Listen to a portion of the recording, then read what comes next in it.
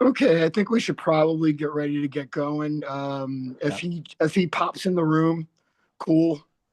But the world will not stop because Demetrius is not on with us. Okay. Okay. Okay, let me just make sure I got camera shit Nice. going. Oh yeah, bro. This is got some little trapezoid with the nice cactus bud on top of there. Yeah. Yeah, I haven't done it yet, but it's coming along. Yeah, with Legion of Lilith, I've been going through your videos recently because I'm setting up my own business and I plan to make a connection with Mayman. Uh, Plan to make a connection with what? Mayman. Oh, okay, okay, yeah, yeah, yeah. So traditionally, in I would say Hellenistic, Greco-Roman traditions, he was a high-ranking Empyrean angel that was charged with paving the heavens. Hmm. Now he paved the heavens in gold. I don't know if you're familiar with its lore, but he was too occupied with marveling over its own work and was cast down to earth and became like a money demon. Got it. I didn't go that far. I mean, I studied the cursory, which you can find everywhere, but that's great. That makes So even that's that that's the just prince. adds. Yeah. That's the prince that's appointed over greed, like monetary wealth, greed. So there's, as you know, all these things are a double-edged sword. Oh You yeah. cannot exist as an avatar in a 3D realm well without some type of money, but there is a downside to it if you become just like totally fixated upon it. Like Yeah, oh yeah. you'll become hollow, and nothing will be enough. And you could have a Scott own. You could be a giant, a multinational corporation within your own right, and you'll still feel like a bum. So we don't want that. All right, so my name is Joseph Patrick Doherty, otherwise known as Shamash Typhon. I'm proud to be on here with Thomas Leroy, the owner of Sect of the Horn God and the Dark Fool. What's up, guys? Okay, so I just want to give a quick disclaimer. Any information that we present on here that is misinterpreted by the audience, we cannot be held responsible for. We are revealing the occult arts and sciences that could potentially be used for ill. So uh, each of us are adept enough that we manufacture events. That's that's what we do in the real world. So with that being said, it's good to see you guys. It's an honor. Thanks for having us, man. Likewise, thank you. This is your show, brother. Like this will go out on Legion of Lilith as well. But this is your show, bro. I this is your interview, and I'm a guest on your interview. So No, no, no, no, no. You're the man in this one. okay, so you wanted to talk about aeonic shifts, and that's a topic that we could potentially lose some of the audience. Like, what is an aeon, and what is a shift? And we can get into a little bit of that, but like speak on how the shift has you have seen evidence in the real world that there has been an aeonic shift.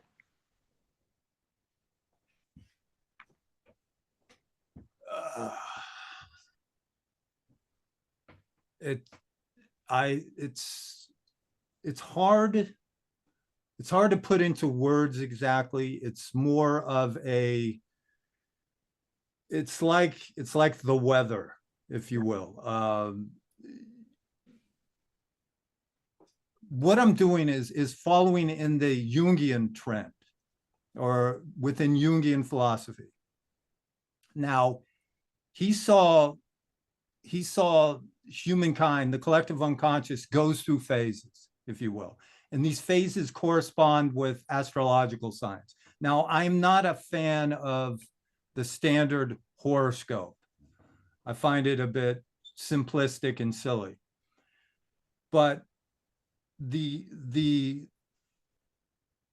stars do have an effect on human beings in the respect that we look at those constellations as symbols, deep psychological symbols that resonate with the collective unconscious and our personal unconscious. An example of, let's say, okay, myth has been a part of who we are for many hundreds of thousands of years.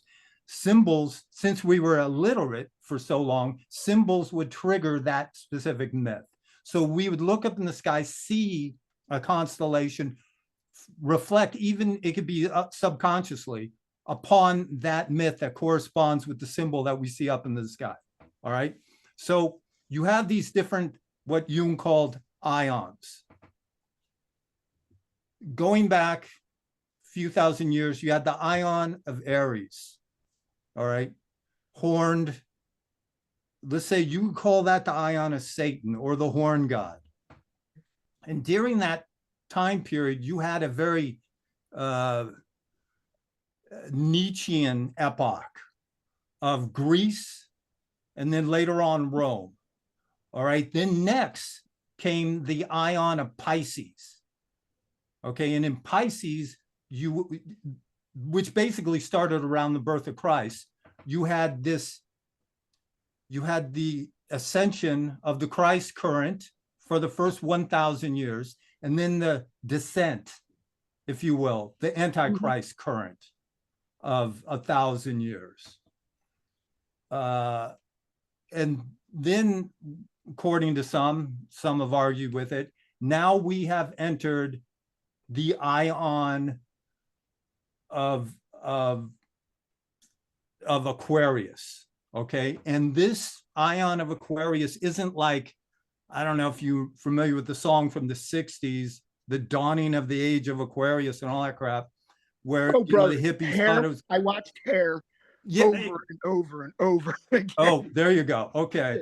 It was this notion that, it's going to be peace and love and no.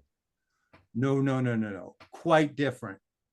And with this ion of Aquarius, I've come up with this hypothesis, and it corresponds with Jungian philosophy or whatever, of it being the ion of the most primal, of the deepest, from the deepest reaches of the abyss. And out of that comes Leviathan. Now, I'm the leader of an organization called the Sect of the Horn God. I'm the founder. I'm more inclined toward the primitive horn god archetype.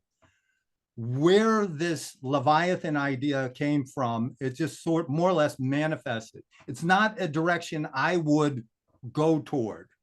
You know what I mean? But due to, like I said, Jungian theory, also within Jungian theory, he had set up a chart, if you will, showing these what are called the Platonic months, Aries, Pisces, and then now Aquarius. And then at the point of Aquarius, he wrote serpens, as in serpent. The serpent would be manifest at the beginning of the age of Aquarius. And also it is said, and I don't know where I read this, that the only thing that Yahweh fears is Leviathan. So hence, I think we've all experienced a shift of late, roughly over the last 5 years, maybe a little more, maybe a little less, depending on the individual.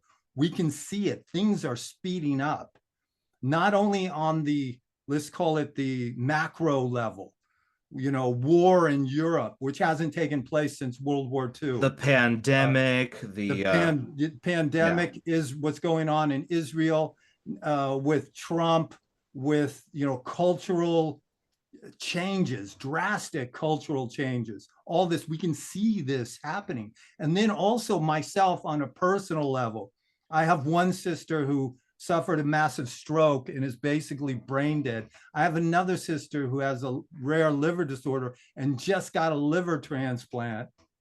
luckily, and it went fine a couple of days ago. My wife, even at a lesser level, my wife fell, broke her arm, cut open her leg. I mean, there's these little things too within the individual self, you know, as above, so below, if you will. And a lot of people are, oh, no, not only this, my wife's mother is at the end of her days. You know, she's Sorry to hear anticipating, that, brother. It's yeah, always tough. yeah, she's anticipating a phone Yeah, call. and I think what you're getting at is that it's just everything everywhere all at once. Not to quote the movie, but you know. Exactly. And exactly. It's something is going on, something is happening. And hence, there you go. I mean, could it be? It's simply, like I said, it's simply a hypothesis, but it seems to have some validity.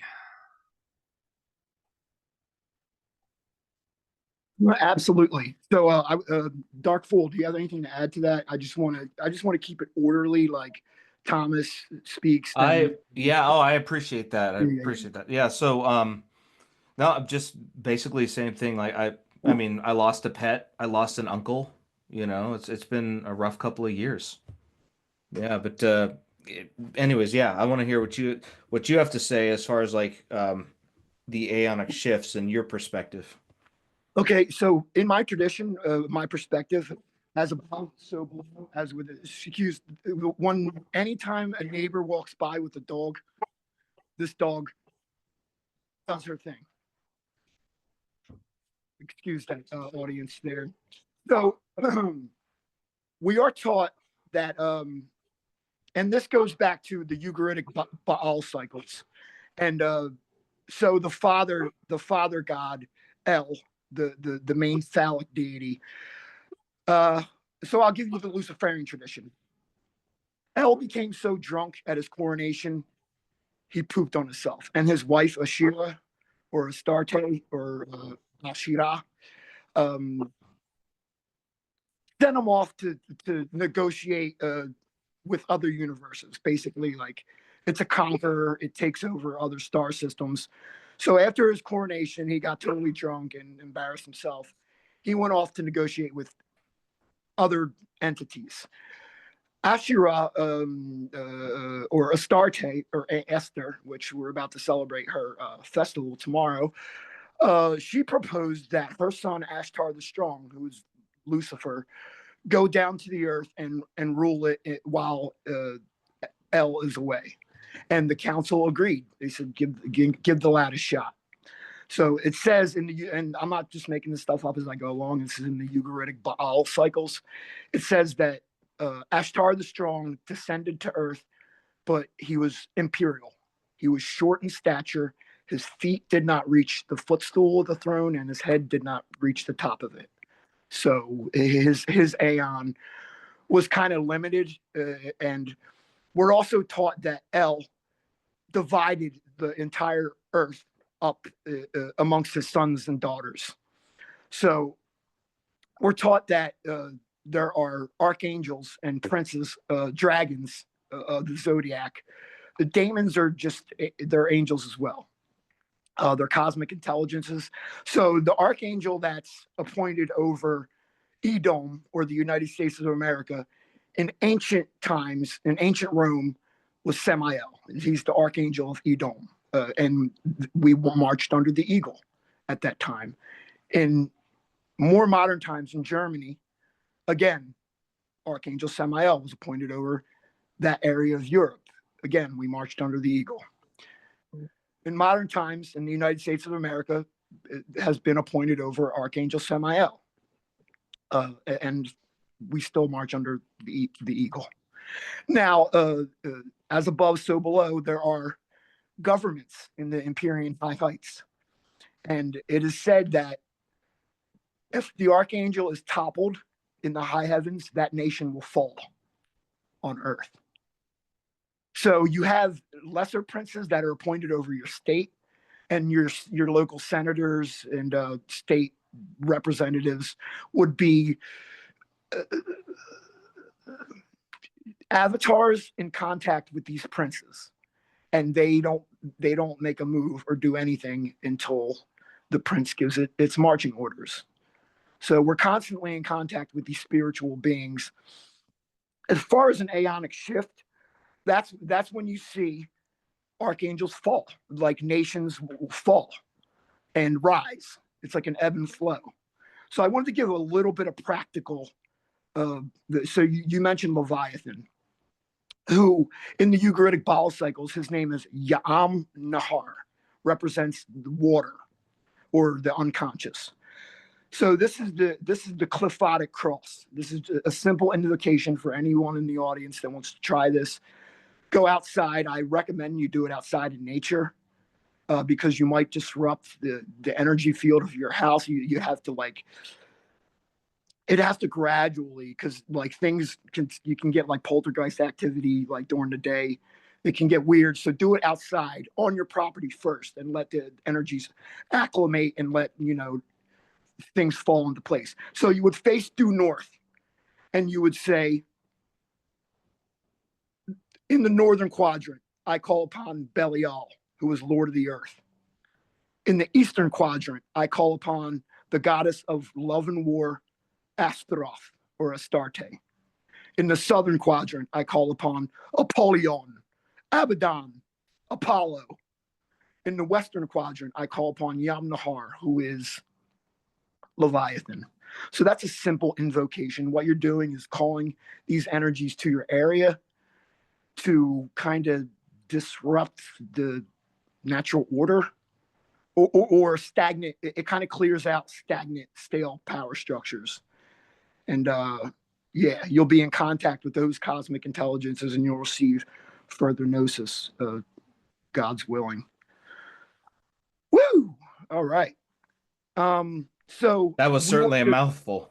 Yeah. So the rising and dying God-man trope. We wanted to talk about that as well. Really quickly before we touch on that, I remembered something I was going to say earlier.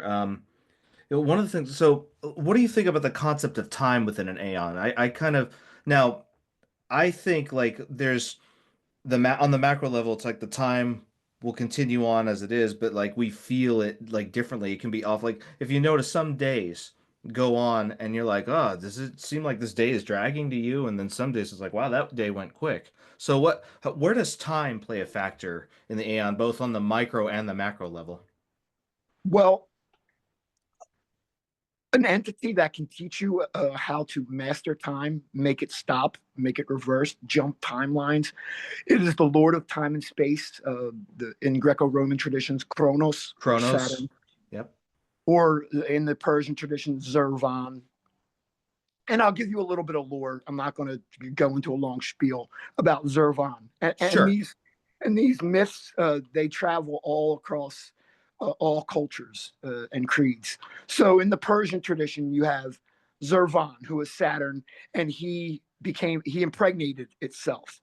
And in his womb was Ahriman, or Ari just means lion, the lion man. And what you kind of look like an Ahriman there. Dark Full. And also Ormazd or Ahura Mazda, who is the god of light. Ahriman is the god of darkness. It's a very dualistic paradigm, but these are the earlier religions before Judaism, Islam, or anything. So the two sacred books, if you want to look into this stuff, is the Bundahishin and the Zendavesta. So Kronos or Zervan spoke to his children in his womb. He said, whoever reaches apotheosis or brings about Kepera or brings itself into being first, I will give this earth to, and you will rule the earth. And hearing that, Ahriman ripped himself out of the womb. But Zervan rejected Ahriman and kind of. So I'm just giving you the mythology. Right, the cursory. It said, away from me, child, for you are hairy and stinky. And he let. I'm out. Yeah, it's kind of weird. And Ahriman took exception to that. So he gave, instead of giving Midgard or the surface world to Ahriman, he gave the underworld. to Ahriman, and of course Zervan rules the heavenly heights, and Ormaz, and there's the Meshaspentas, who are just angels, or lower princes of the lower celestial vault, which is like what you see before you right now. Princes of the Zodiac, the Meshaspentas, to rule the 3D grid works of consciousness there. So the Dionysus, Apollo, Yeshu or Jesus, all these are rising and dying god men. I mean, it's basically astrotheology. They are archetypes as well, and you can connect with them as actual consciousness and work with them, all of them. If you don't like working with the Christian paradigm, I would suggest working with Apollo or Abaddon, who is Apollyon. It's the same being. It's the sun god. Right, He's kind and of like what better version. way does and what dies and rises again all the time? It's the sun. Yeah. Yep. Yep.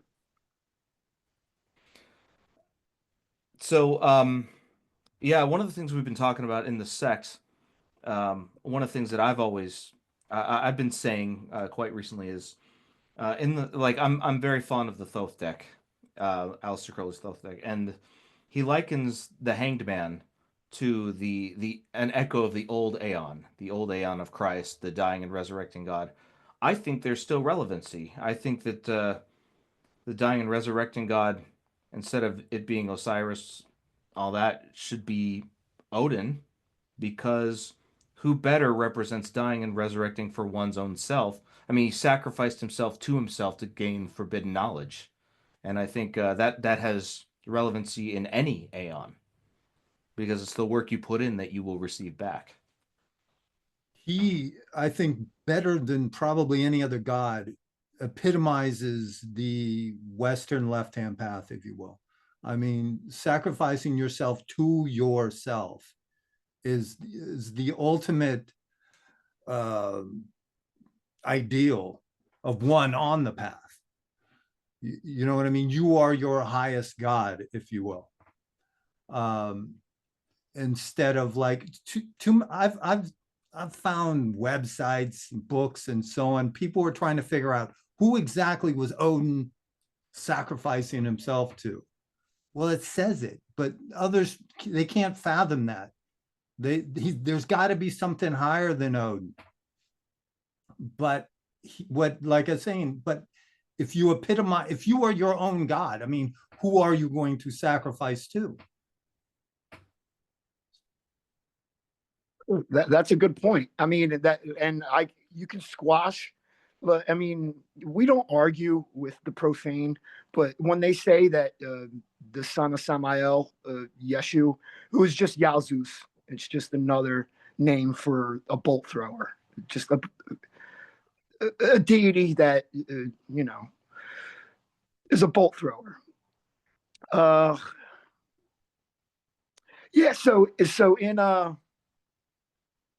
the Iliad, you have Kronos, Ares, the old Roman deities, the Olympic spirits, which are excellent to work with. It's an excellent pantheon to work with. Not very easily accessible. They do demand sacrifices. They don't want you to kill anything. They like offerings of alcohol,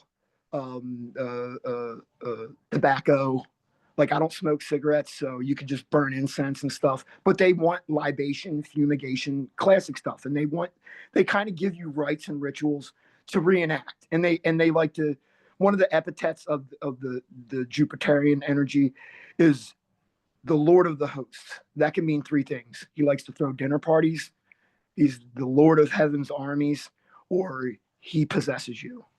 And there's a lot of proof. And all across the three religions, you have beings or prophets that walked a really hard path. And it says, so there's two that we know of. You have Metatron, who was Enoch, son of Jared. It says that Enoch walked with the deity and he was no more. It doesn't say that he died. It just says that the deity took him, meaning possessed him. and it says that he arose in chariot of fire and passed off his prophethood to Elisha ben Avoya, who was a vicious heretic. And also we have Eliyahu Hanavi, which just means Elijah the prophet. It says that Elijah the prophet never died. He became Archangel Sandalphon. So you have recordings that these chosen, so to speak, become so possessed that they transcend time and space and are able to perform minor and major miracles at will. And they're not. I don't think you can attach them to. I don't think Eliyahu Hanavi or Metatron. I don't think they are individuals. I think it's a collective. So once you start working with these beings, you kind of get brought into the collective, and you receive instructions and transmissions from the collective, and they kind of have you sculpt your area of operation according to what these watchers need you to do. Not really need you to do. You kind of participate in that. So it says in Shari Kadusha, which just means gates of holiness. It says that there are, it's a lower order. They say that the watchers are a lower order of angels charged with affecting matters on this earth. It says that there's 1 in each city, 3 in each state on the earth. That's it. That are incarnate watchers. Like, you can believe that or not. Like, get out of town. Like, yeah, Shem Yaza, Azazel, all these high-ranking Empyrean hosts incarnate. And yeah, I mean, our bodies are vessels. Like, you can literally wake up tomorrow and like, you have to take it easy now. Like, it's like, all right, Thomas, now you are Odin incarnate. It's like, what, bro? Am I going crazy? But no, that's what's going on. You don't have to talk about it. And here's how you express yourself going forward. And you can I'm not giving up my right eye though. Yeah. That's just symbolism, bro. I think that's just symbolism. You can't take any of this stuff too seriously, but of course. Also, the more time you spend with these beings, you become a microcosmic representation of the being incarnate, meaning you'll start looking like the deity. So I find Odin, I find him so fascinating. Now, the history behind Odin, how he became significant amongst the, let's say, the Germanic people. He goes back to Vodnaz or Wodnaz of the Hari, which were Germanic peoples of Germania at the period roughly around the year 2000, maybe a little after that. Excuse me, 2,000 years ago, not 2,000, 2,000 years ago, around the birth of Christ. The Romans were marching into Germania. Now, their god, the god of the Germanic people of that time was Tiwaz or Tyr, basically the same guy. And Tyr wasn't enough for them because the Romans were so powerful. They needed a god of not only war, but they needed a god of magic, if you will. And their god of magic was Vodnaz or Wodnaz.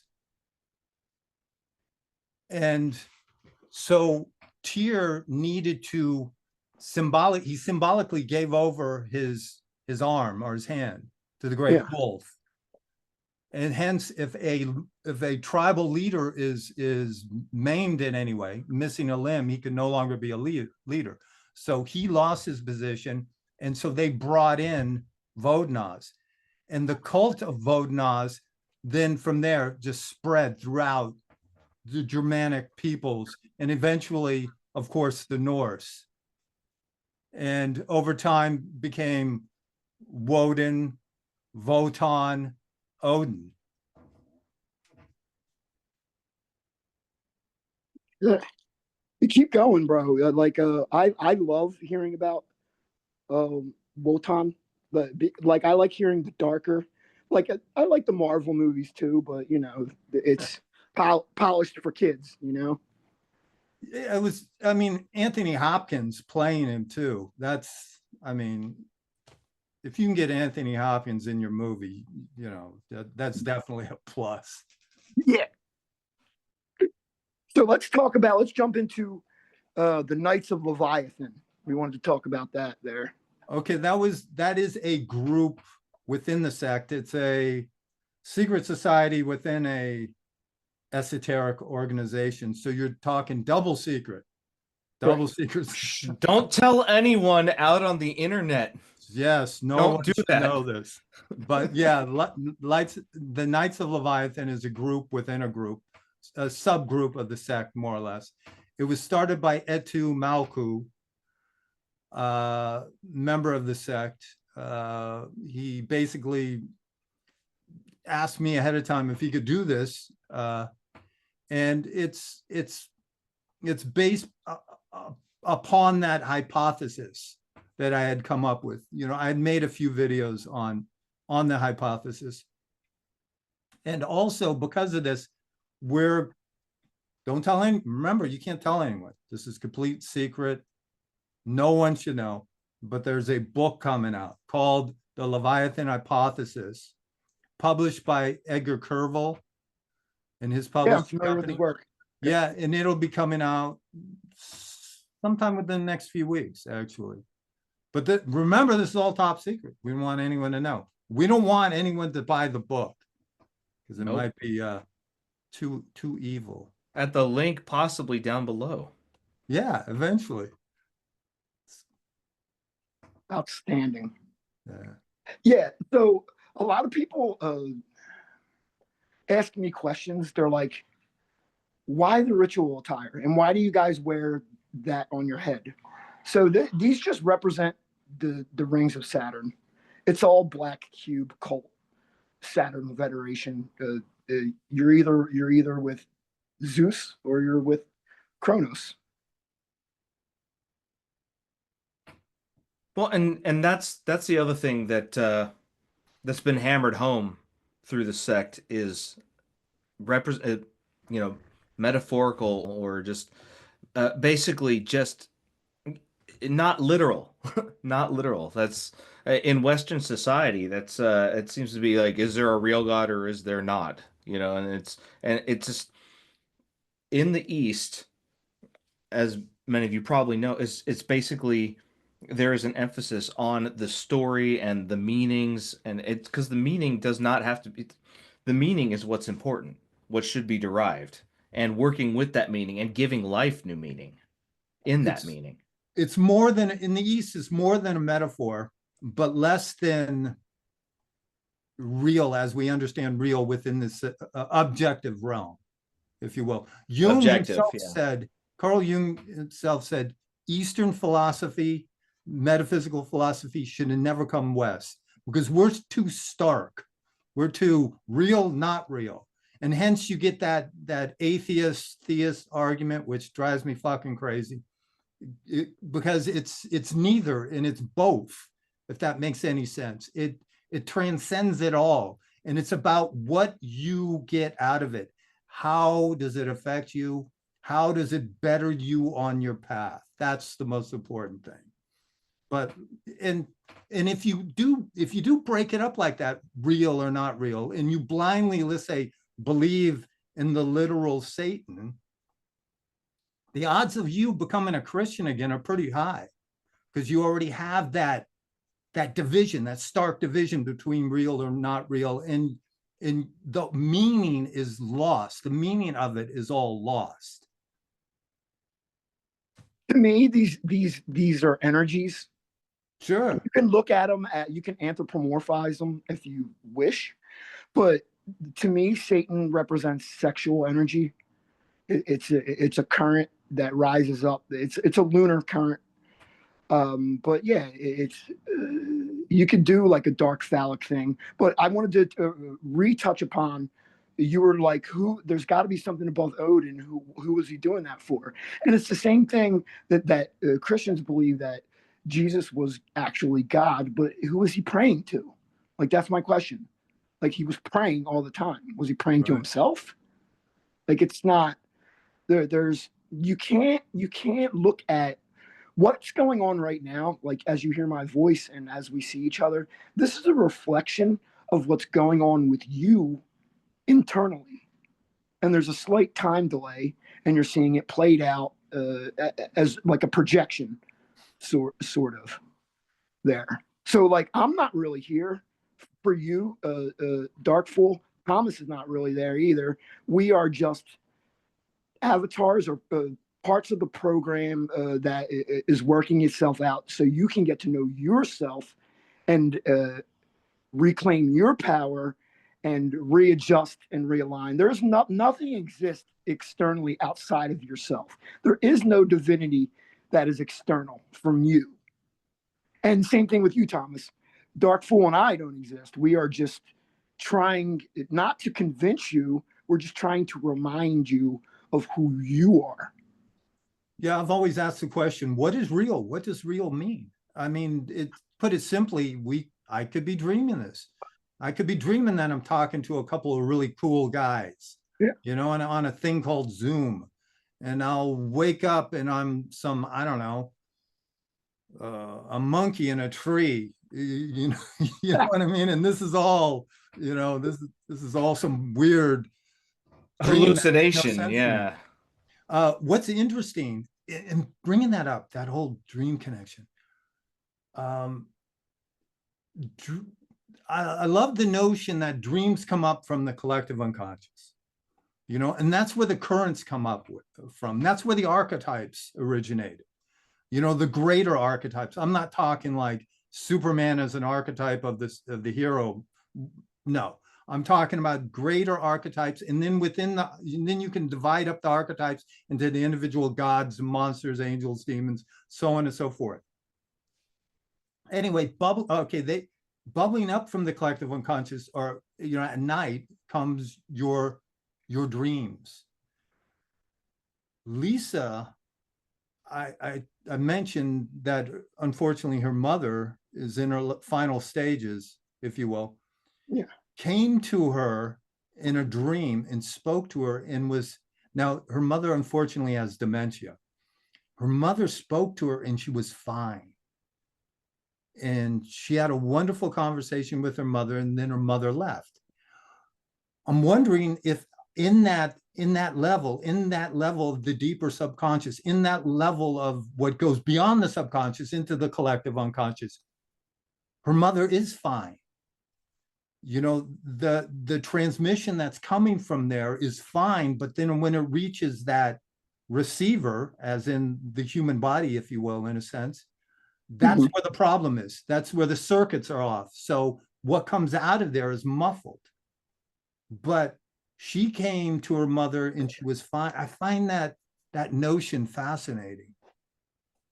I'm talking about the Orphic mysteries there, Shamash. No, I'm just listening. I'm trying to absorb what's going on in Okay. Thomas's wife's life there. I mean, these are losing people and adjusting to that are really, it's tough, man. And I'm sorry. Give Lisa my best wishes and condolences there. Yeah, I definitely will. What book is that, by the way?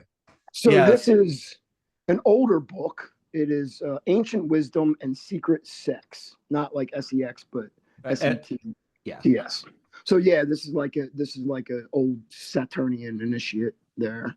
And I saw, going back a few places, the skull in what looked like a pillar. That was Celtic. I know that. Yeah, all these things are tied together. Yeah.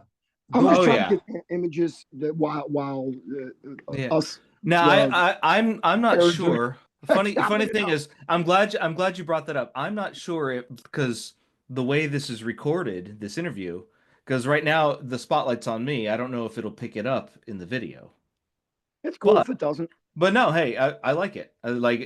If you talk while you're flipping through it, that's great. It's great visuals. It's good for the content, shall we say. So what were we going to discuss next? Oh, modern paganism is what. So we actually did like a pre-interview last week, me, Thomas, and Demetrius. And it's a shame. Demetrius is really trying to get on. He called on Messenger. I don't know how or why he can't figure it out. If I figured it out, he should be able to figure it out. Did he download the app? Yeah. Yeah, bro.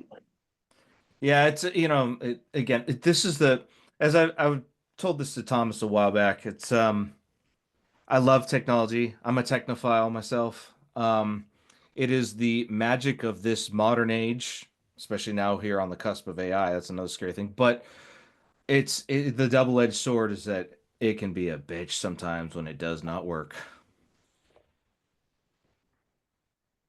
So these, like, just to touch upon real quick, who these guys are.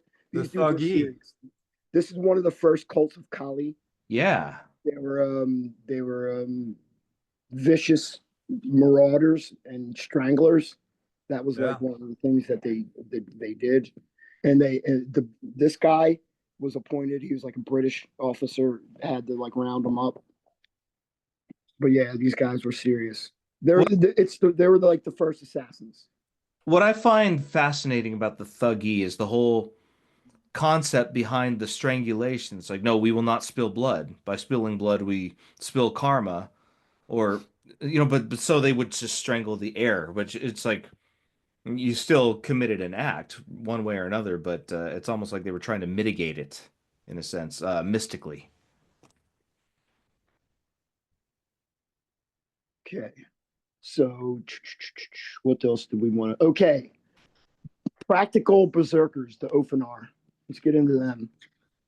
The Ofanar, they were where the berserkers were the bears, wore the skins of the bears and manifested the bear spirit. The Ufanar, it was the wolf. And they both stem from the Indo-European tradition of, well, you can call it a shamanic tradition. They were very much shamanic warriors, if you will, priestly warriors. They weren't just madmen who took magic mushrooms or whatever, or meditated heavily and then went into battle like, mad idiots. It was all very ritualistic. And a good representation of the Ulfanar is in that recent movie, The Northman. That one. There's also a great one called The 13th Warrior. Yeah. Oh yeah. Yeah, that's based on Michael Crichton book called Eaters of the Dead, which is based on Beowulf. And the notion in that is that the Vendel, as they were called, the people who lived, the primitives that lived up in the mountains, they were actually, in Crichton theorizes that they may have been a lost tribe of Neanderthals that still may have been around at the time of, the Viking Age or whatever, that came down out of the hills and cannibalized the individuals. I was wondering if we were going to touch on Eggers. Oh yeah, definitely. Yeah, the Northmen. Now, I liked the 13th Warrior very much, but there was some, like, the armor was off. There were certain things like that.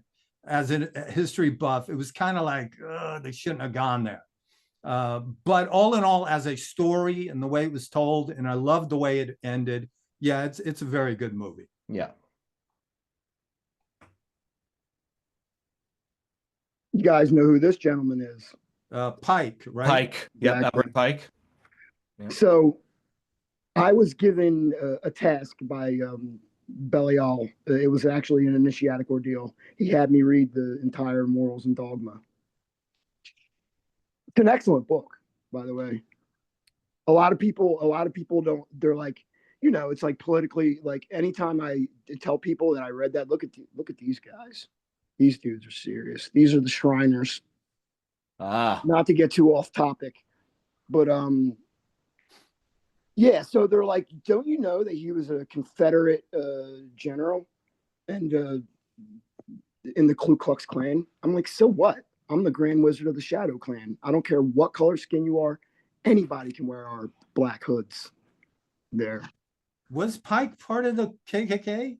I don't care. He wrote a great book. No, I'm because I hadn't heard that. I knew he was most likely part of the Confederacy, but then again, a lot of but the KKK didn't start out as the racist what it was. It started out one way and then it got hijacked. What had happened now I understand fighting for your state, which was what most people within the Confederacy did. They weren't fighting to keep slavery going.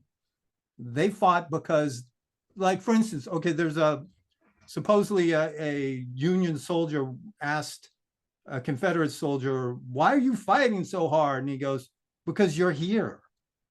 They saw him as the federal government invading their land.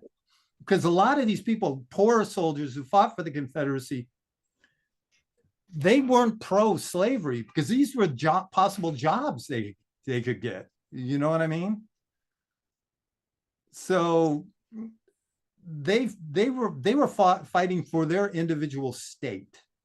As back then, the states were more like individual countries. The United States was more like the EU than it was a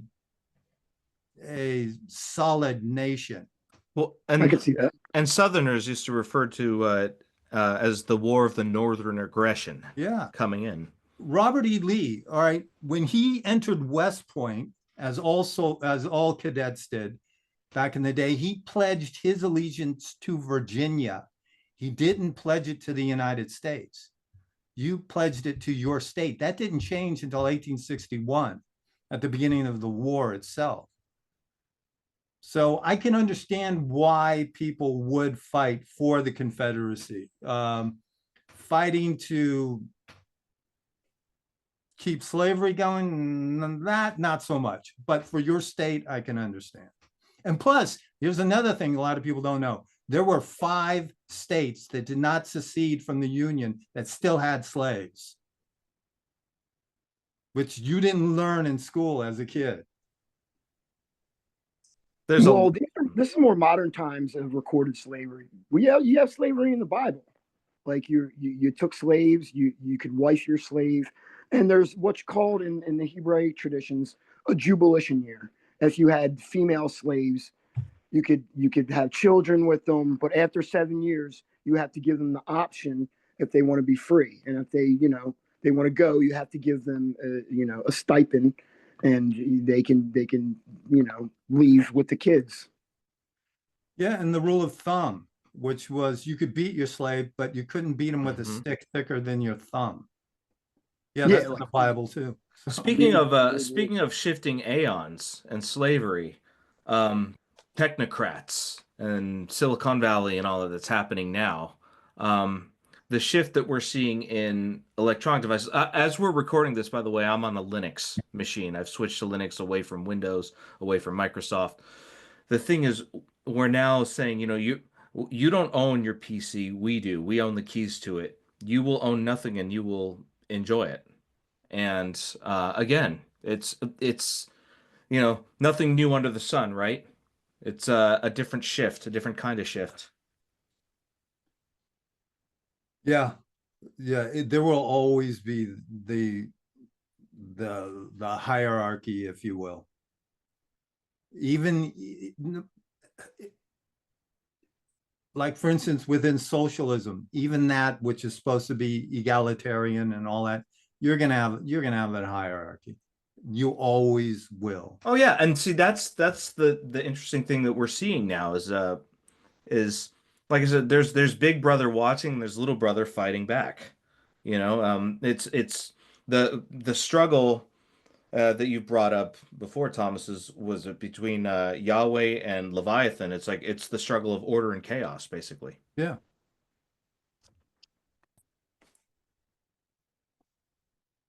Okay, so Thomas, what has changed in your beliefs or your paradigms or your practices over the last year? Over the last year, Same question for you, Darkful, after Thomas is finished. I had we had talked about this before, Joseph, about the winery burning down. That was our location. That was our holy ground in a lot of ways. We did ritual. It was an outstanding place. Ever since that burned down, I swore I wasn't going to do another actual full out ritual until that winery was rebuilt. Well, looks like that's not happening, because just recently another fire went through that same winery again. Almost took out my bees too, by the way. Yeah, the Dark Fool's a beekeeper. Outstanding. They're divine. They're divinely insect. They're also connected with my personal daemon. Anyway, what was my point? Oh, well, okay. Yeah, the fire came through again. Yeah. And well, I decided to get back into ritual. Yeah. Recently, I that's one of the biggest, also to help make sense of this new current, if you will, this switch of the ions, all of that. I mean, to help steady the mind, the spirit, the soul. So yeah, that's one thing. Which is very big for me, getting back into that again. So Beelzebub, or Valzevul, has gone by many names. Some of his,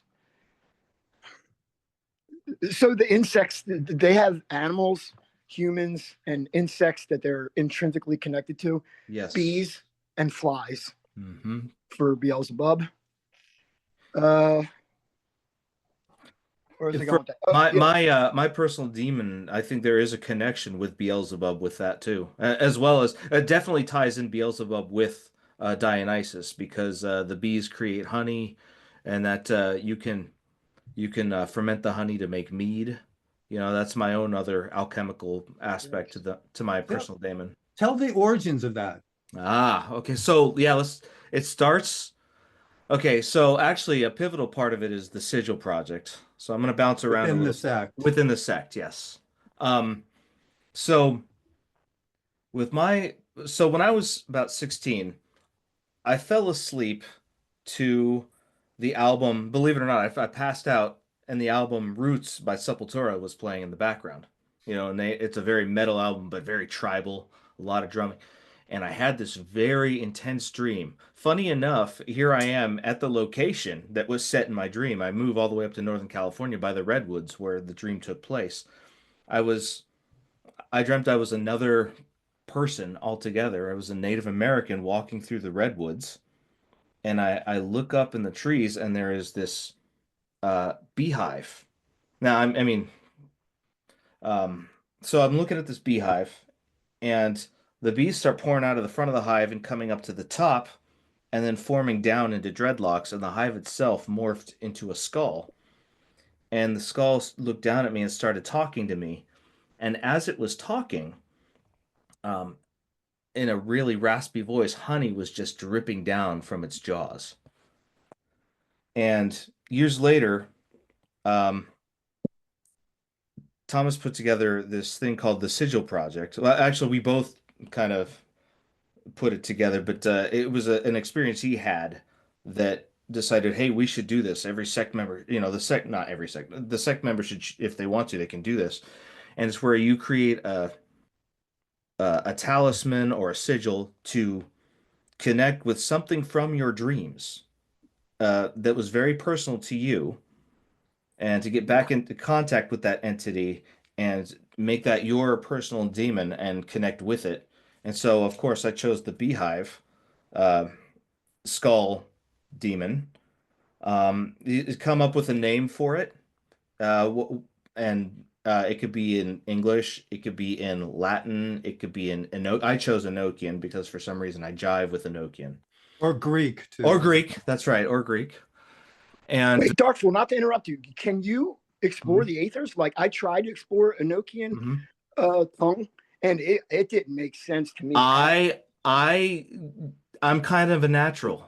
My first DMT Fucking hell, bro. experience, That's advanced work, dude. my first DMT Dude. experience, I saw tablets and all of everything from it came to life finally at one point. I mean, I was mostly using it for evocation and little things here and there. You know, I started out like many beginning Satanists with the back of the Satanic Bible, but that was really the I'm by no means a master. I am truly the Dark Fool, jack of all trades, master of none, zero. I mean, I live up to that name, to the letter, to the number. But I have had quite a connection with the Enochian system and even the demon I named an Enochian name which translates to opium vomit, and it's the closest I could come to that divine Dionysian, um, which connects also to the fool, all that divine madness. Say the name. Hix ravun oxix. So, what is so relevant and connects a lot of dots for me, what you just said there, is Archangel Samael, who some people call Lucifer, some people say is Satan. Um, some of its epithets are poison of God, medicine of God, bitter beverage, opiate of God, destroyer. That And checks out. Yeah. yeah, so what you just said made a lot of sense, and that you're very connected to Samael.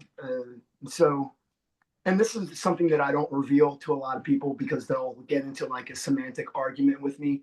So there is an old Bible tradition called the Testament of Bartholomew, where there was, ironically enough, a young prophet named Joseph, and he was working with Belial and Samael, and they revealed to him that they are twins. They're one and the same. They're the two sides of the same polarity.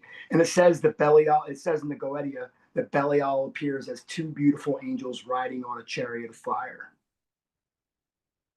So Belial is more connected. So Samael is he's the prince of the powers of the air, and I'm not going to limit him to just that. He's primal fire, heavenly Empyrean fire, associated with divine retribution and strict judgment. He is the accuser. He will, and it doesn't matter. Like no one is above the law, even if you're an initiate of Samael. If you like say touch a child or something like that, he will accuse you in the high Empyrean heights and ask God if he can go kill you. Very cool. Interesting. Also, Belial, one and mhm. the same. So Demetrius trying to get through. Let me try to. Okay. Anyway, Yeah, if I see him, I'll let you know. yeah. Yeah, I've got some visuals of my own here. This is Awesome. my Do book it. Shadow. People Yeah, like to stare at shit, bro. They yeah, don't need to yeah. automatically mug. Oh, I know. Well, you know, I'm the kind of Yeah, guy I could do either or, and yeah. I can also play this in the background while I'm taking care of chores and whatnot. You know what I'm saying? But you know, there's in my own personal journals, and here is the sigil that connects to my personal demon right here. Let me see. Hold on. Let me see. Sure, sure. I took the letters of Enochian and I fused them in chaos. So, Thomas, what are the primary deities that you are attached to as of late? And same thing for you, Dark Fool. After Okay. Vegas is all around over the last few years would have to be Odin for some reason. Like we had talked about earlier, his story, how he became who he was, a lesser god, a god of magic and poetry and bloodshed, basically, became the all-powerful, a dark deity who became the supreme being within a pantheon. I find absolutely fascinating.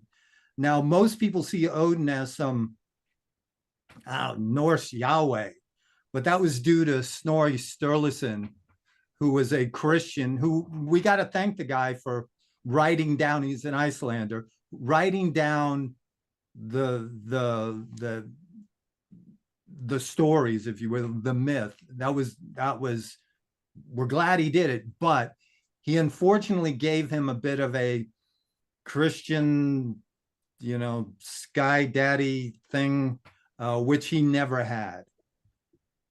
He was a very dark deity for a very dark time, and sometimes you have to revert to that darkness to get ahead, to not only aid yourself, but also your people, if you will, a shift in the current. Now, Jung had brought up that Wotan current had resurfaced in Europe in the early part of the 20th century, and unfortunately it led to World War II. So the current can have its positives and its negatives. But anyway, yeah, I would have to say Odin as of late. Okay, so basically, since I also have an experience with that energy intelligence, I would like to add some insights of mine to this. So, regarding the presence of Odin in a European psyche, I would state with quite a certainty that that is an energy, entity, and consciousness which never truly left the psyche of the Germanic Indo-Europeans. I will give a really blatant example of that. So, the start of the crusade corresponds with Christianization of the Norse. Now, what is not commonly understood and known in the West is that the most successful crusades were known as the Northern Crusades or the Wendish Crusades. And those were crusades waged by the King of Denmark and the Saxonic dukes of the Holy Roman Empire against the Slavic tribes of the Eastern Germany and Pomerania, as they call them. The Crusades culminated and ended around 12th century, but they were peaking in 11th century. And with their destruction of the temple fortress in Arkona, which was the city located in the region which is today known as Rügen in Germany, in the southern Denmark, today, 2/3 of the Rügen Island are under the sea, so the island is only 1/3 or 1/4 of what was recorded, because a lot of the island sunk into the sea due to erosion. But they did a lot of archaeological digging recently, and they found a lot of the things. Adam of Bremen, the chronicler of the events who participated in the Crusades. He was a secretary of the Bishop Ascalon, who instructed the king to wage the war and finish it. The king was known as Valdemar the Great. You can check that out. So basically, they were quote unquote Germanic Catholic kings who invaded the Slavic pagan tribes. But one of the reasons and justifications for the Crusades, according to them, was not only their crusading against the pagans, but they also invoked old feuds between Germans and the Slavs from the pagan era. So basically, if we look at the Crusades logically, they didn't happen in Europe until the Germans became Christianized. So Crusades themselves would be a Christian version of the Viking raids. They would be a Christian manifestation of that Watanic or Votanic force within the Germanic understanding of the world. That is pretty clear when you look at the Charlemagne, who was basically the first crusader. His conquest of Saxony can be interpreted as a first violent crusade. His justification for the crusade was, if I saw the people crucifying Jesus, I would kill them with an axe. So, quite frankly, not only Charlemagne didn't understand what the sacrifice of Jesus was all about, he personally claimed he's going to kill with an axe everybody who attacks his God. So that is really different understanding than the one people usually have about Christianity. So the Crusades themselves are the manifestation of Odinic impulse within the Germanic consciousness. And the key evidence to that was that the main progenitors and the main participators in the Crusades were French nobility and the Germanic nobility of the Holy Roman Empire and Denmark in the case of Holy Roman Empire. But in the case of the Crusades in the Levant, the main participators of those Crusades were French nobles. But among the French nobles, majority were of Norman descent. So that is something which really isn't commonly known, that Christianized Germans were the majority in the Crusades. And if you increase the Normans to be Christianized Germans, which they were descendants of Rollo the Walker, who settled with his Viking war band in Normandy, then the Crusades are pretty much the Christian expression of the Botanic impulse. Then if you look at Anglo-Saxon colonization of the New World, it is pretty parallel to the Viking and Germanic settlement of a lot of the places they settled in. It is basically the same thing, conducted in the same manner. You come into the local area, you basically kill the man, you marry the woman, and then you basically have a colony. And, the reason why Germanic colonization was much more violent than the Spanish one is because basically, the Germanic settlers of the New World didn't need natives to work for them. They just killed the man and married the woman. In the Spanish case, they needed and wanted the natives to work for them, so they didn't kill the man. And that is basically the main reason why Germanic colonization was much more violent than the Spanish one. So that is really something which is rarely overlooked, despite of the fact that the parallels were there. So basically, the Botanic impulse never left the Germanic psyche. It remained really strong, and it is still really strong to this day within Germanic consciousness until recently. I think the reason for that constant strength of the Vodenic force within German psyche is pretty much that, if you look at the German peasant from the 18th and 19th century, he lives in a pretty similar manner to the same peasant of any period of pre-industrial era. Before the hardcore industrial revolution, the lifestyle of the people didn't necessarily change that much from one century to the other. We see the degeneration of the Botanic archetype rapidly after World War II. So I have a question for you. So Yeah. what would you say changed from the shifting away from the Wotan current in Germany? What you said up until recently, what changed? Okay, so what I think changed, and I researched it a lot.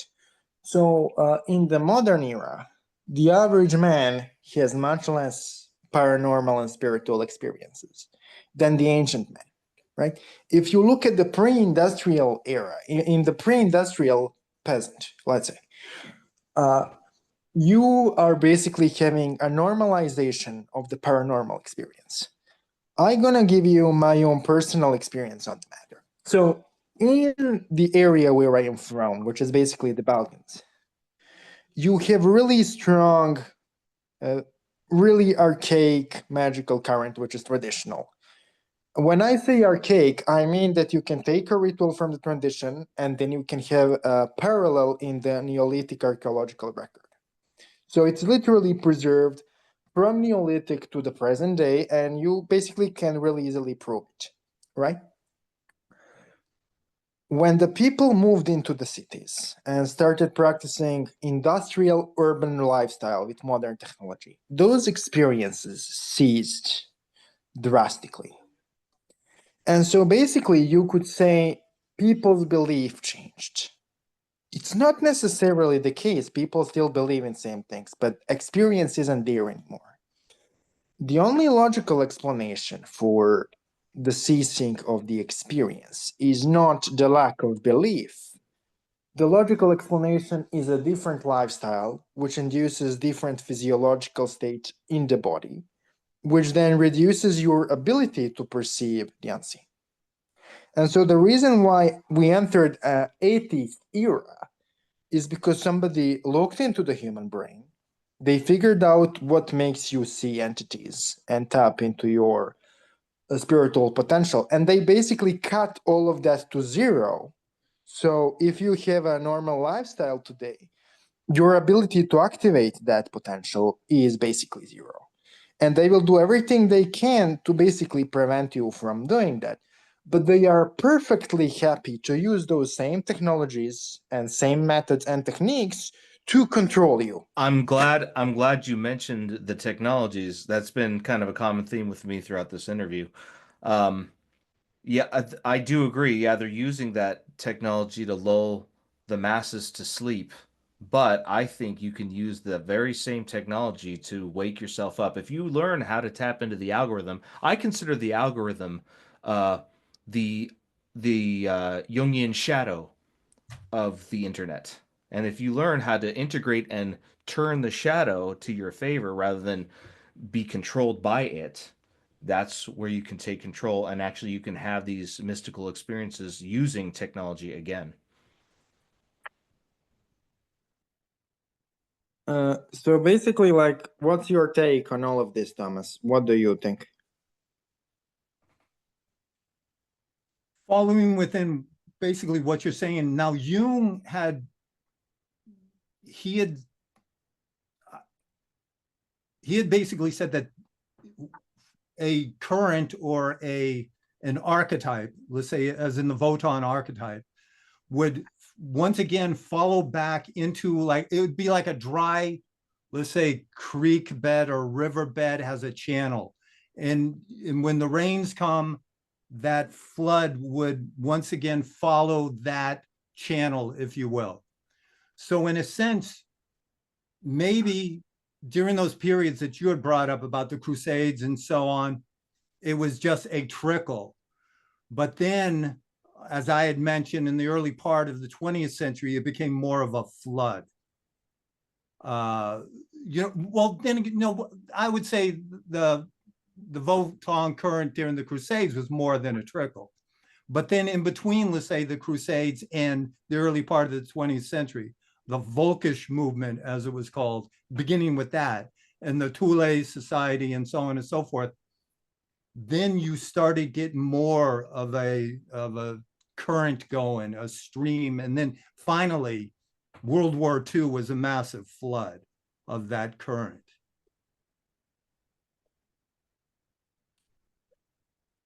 All right, so I want to steer a little bit away from the history. I want to ask each of you guys a practical question there. And being who we are, not being self-centered or braggartly, you could say that we are. You could say that we are angles of a lesser order meant to affect the matters on this earth. And I said earlier that me and Demetrius have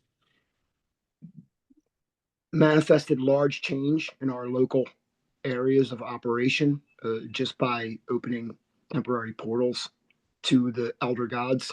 And this is the question: is there anyone in the community or otherwise you feel that mankind would benefit if they did not exist? Thomas, you first. Name names, bro. What Don't do be you? scared. I'm not quite understanding the question fully. So, is there any charlatan or someone in the community that Within, you feel all are right. brothers and sisters in a way that they should probably not have a voice?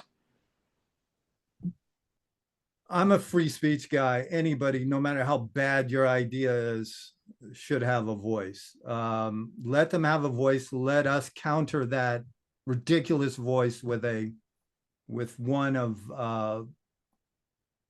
let's say, based more on truth, whatever that is, than on, well, no, I can't, well, within our specific community, there's not so much a specific individual, but there's a trend. There's multiple trends I don't like, but I can't nail it down to one person. Some people within our community might say Gilmore, but I wouldn't want to stifle his ability to spew what he wants. You're being very political, Thomas. I appreciate that. I would advise all of us to channel that adversarial spirit and fucking name names, bro. Like call motherfuckers out on your bullshit. There's that crackhead Joe down the street. Fuck that guy. He keeps like, What you does know, he saying do? he keeps saying like, the Virgin Mary's an alien, and he keeps saying like all kinds of crazy. I'm like, you know what? I just want to buy my beer. Wait, is he like you're purchasing your beer off the guy? Yeah, I'm joking around. I'm clowning around. No, but if I actually, I'm gonna name one name. Okay, from the community. Look, I'm the same. I hate to sound like a parrot. Rah, free speech, but no, I am a free speech guy as well. And I do believe in the better idea should win over the lesser ideas, and let the ideas themselves, com- you fight it out. But if I were to name names personally, EA co-editing. You know. Yeah, is he still doing his thing? So I'll talk a little bit about Matthew. So none of it checks out. I've checked his backstory. He's not a satanic ritual abused kid. He was brought up as a foster child, a Mormon, and he got a good education. He turned into a meth addict, and people should be allowed to kill themselves with drugs. Absolutely. Don't waste our tax dollars on a war against drugs. People should absolutely be able to kill themselves with drugs. And he tells on himself. He does live streams while smoking meth and jerking off under the table. Like, bro, you're way out of pocket. Like, there are juveniles that could potentially be watching this. You sick son of a gun. Yeah, I'm talking to you, Matthew. Yeah, I've heard nothing from that guy in years, ever since that bullshit with that kid in Britain. Yeah.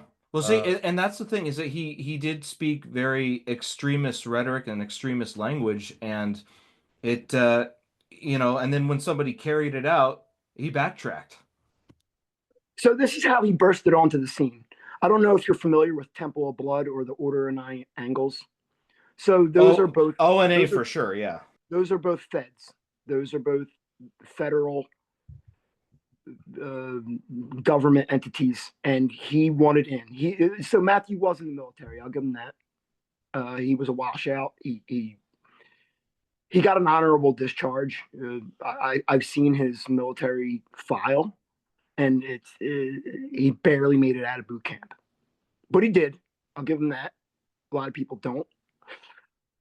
So he started contacting agents on the internet, the affiliated with the Order of Nine Angles, and he was saying, "I will do anything you guys want me to do. Who do you want me to kill?"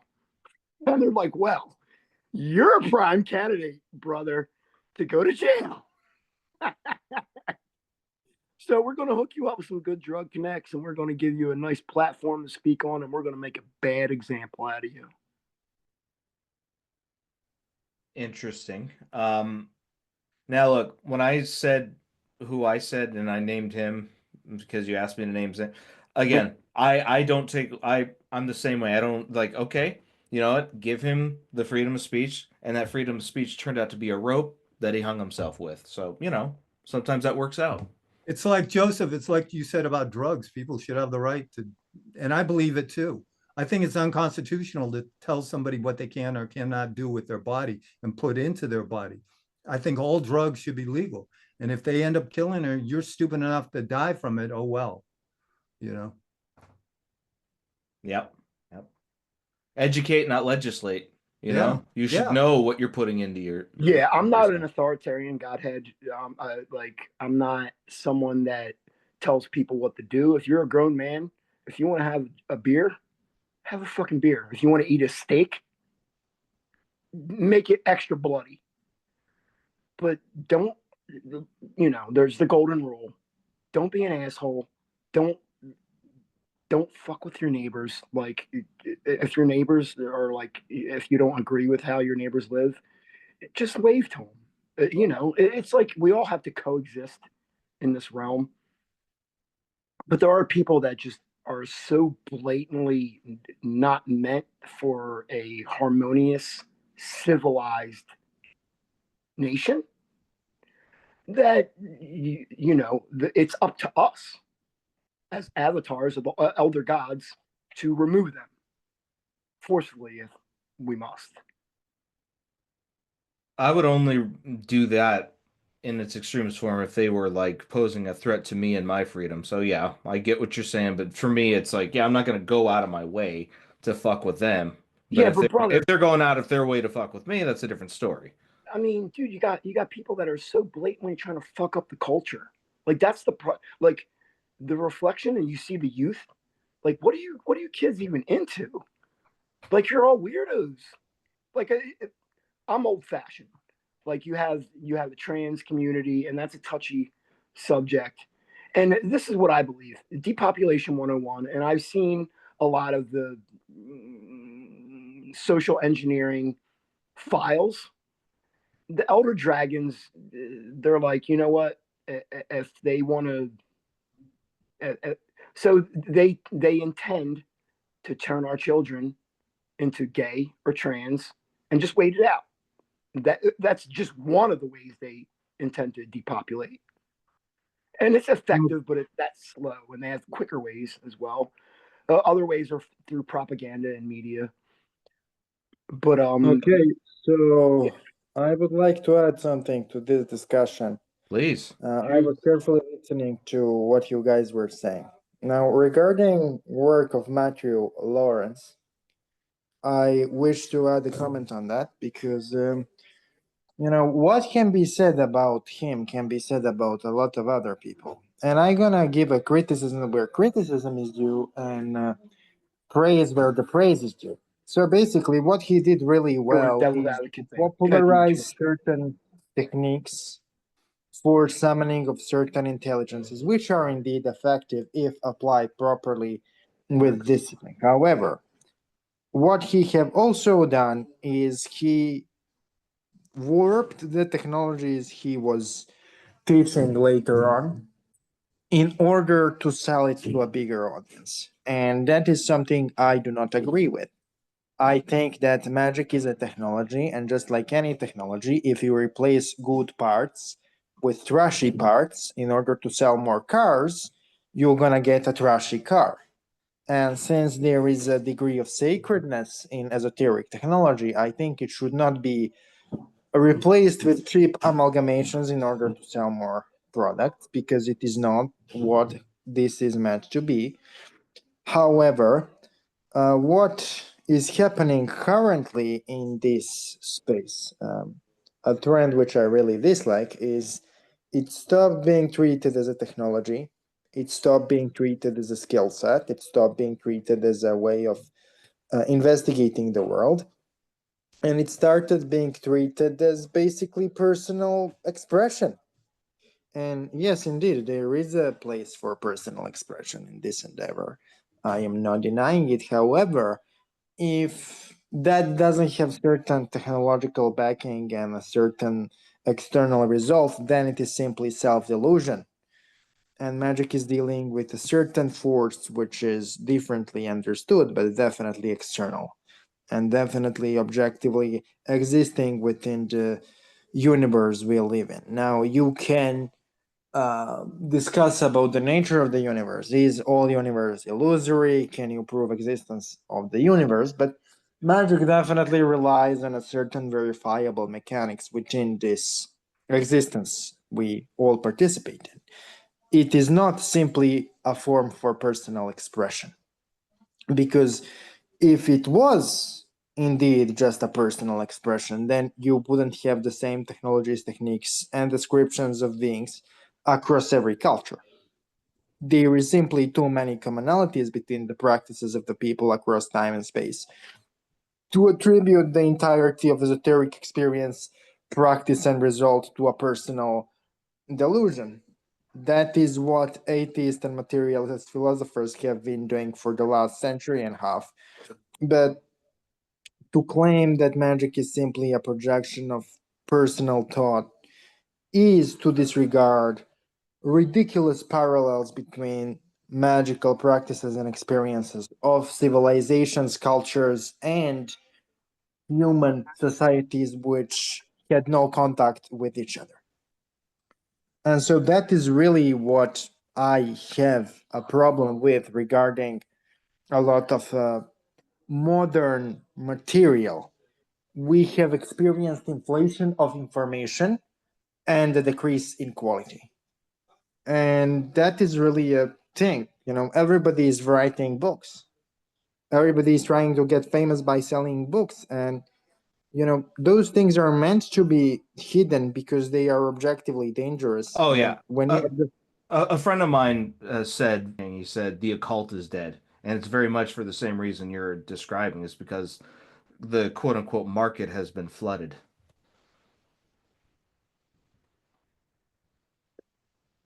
And so, thank you for the remarks.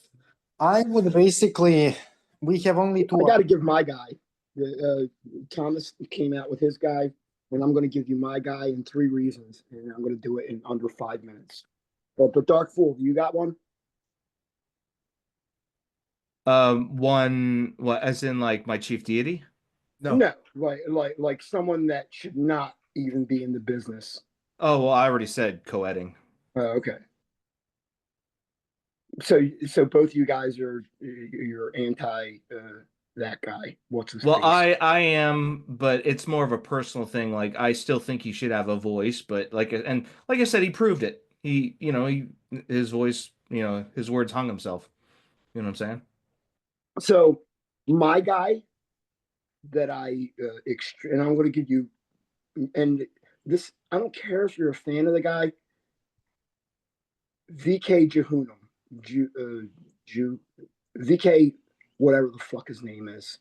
So this is why. The first reason, I have a friend, Cody Strong, who's on the spectrum heavily, and he set up a phone call. And I first appeared on Cody's channel, and Cody he's a genius in his own right. Poor sound quality, but a genius in his own right. So so him and VK and another person set up a phone call with Cody, and they made a girl pretend like that she liked Cody, and like they recorded it and had it going on for like a bunch of phone calls, and the girl was like, "You think I could ever like someone like you?" Like it was really fucked up, bro. Strike one in my book. My second reason, he invoked me into his circle, and he actually invoked my spirit into his circle, and so I lost consciousness and appeared in his apartment, but he didn't seal it properly, and yeah, I just left. I just went right back out. Strike number two. The third one I'm not going to reveal in the public, but the third one is worse than the 2 priors. So yeah, that's my guy that yeah, I'm not gonna talk about, Well, whatever. Those are just reasons. I just want to go on record and say, like, yeah, we all have people who we agree with or disagree with, either ideologically or otherwise. Um, I prefer to define myself by what I am for and my likes and my interests rather than what I'm against. Thomas, if I want to talk to you, I'm gonna call you on the phone. Don't pull my spirit into your circle in your fucking trashy apartment that smells like cigarettes. Okay, so, you know, my stance on both of the individuals is, regarding me and Mr. Jehanam, I actually have a much longer feud with the guy, but I cannot deny personally that his magical technology is effective if done under certain conditions. And so, I personally tend to separate my personal relationship with an individual with my thought on the effectiveness of the material. I think that both Jehanum and Koating produce some really effective work, but it doesn't mean that I will be in a good personal relationship with them per se. What I described as a criticism of the community as a whole doesn't necessarily apply to those people, in my view. I just see it as general trends. Now, what I also have seen as a trend is like that. This is what I really hate as a trend: is people who practice magic do rituals for people who don't, and those people who don't practice magic are not able to feel energies at all. I think that it shouldn't be done because if you do a ritual for somebody who cannot even feel basic energy, you are basically throwing at them a bomb to use, and they don't know how to do anything with the bomb. Like doing a ritual for a non-sensitive person is like giving them a bomb they don't see. Like you have to teach people first how to feel the energy and how to work with it before you do some work for them, because otherwise they will just be clueless. You know, it's What do you like think will happen if you give a baby a loaded M16? Not a baby, like a toddler. It's gonna shoot. I've used that analogy with other forms Like, of magic. Yeah. yeah, I'm not the originator of that. I mean, it's just like logic, like stone Yeah. cold logic.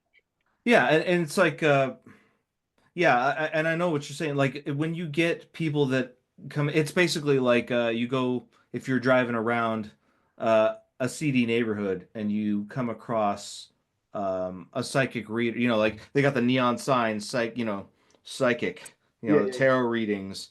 And it's very much like that. And it's profaning the sacred is what it's doing. Watering it down, till it becomes insignificant in that respect, Matt. Absolutely. Absolutely. Um and when you get people in there to do it for money and take coin, you know, cross their palms with silver. Basically what happens is that then that's when you just start that's the beginning of the charlatanism in that respect. But if you're actually doing it like I've done, I mean, I'm not the best at tarot readings. I do it the best that I can, and I get pretty good results. I've gotten better over the years. And for some of my friends that have asked me to do tarot reading, I accept nothing. I do it for free for them because I want them to know that because I'm getting nothing for free, you're getting the my legit opinion. I'm not giving you that Coldplay thing. I mean, could I, I don't, some of the people that do that for a living, it's like, that's their choice, but it's also the choice of somebody who listens. And maybe someone on their path was meant to hear, you know, meant to be lied to at that specific moment. Maybe that lie, got them in a roundabout way to get onto the right path. We don't know. I mean, there's some forces at work that we can't understand, but maybe that lie was meant to bring them to the truth. Maybe it was meant to be at that specific time. So I don't know. I mean, but I personally see a problem with profaning the sacred, and I would rather be honest and open, and the best way to be honest and open is to show, look, I'm not receiving anything in exchange. I'm doing this of my own free will. So for myself, okay. I started off, one of the first books that I read was Mastering Witchcraft.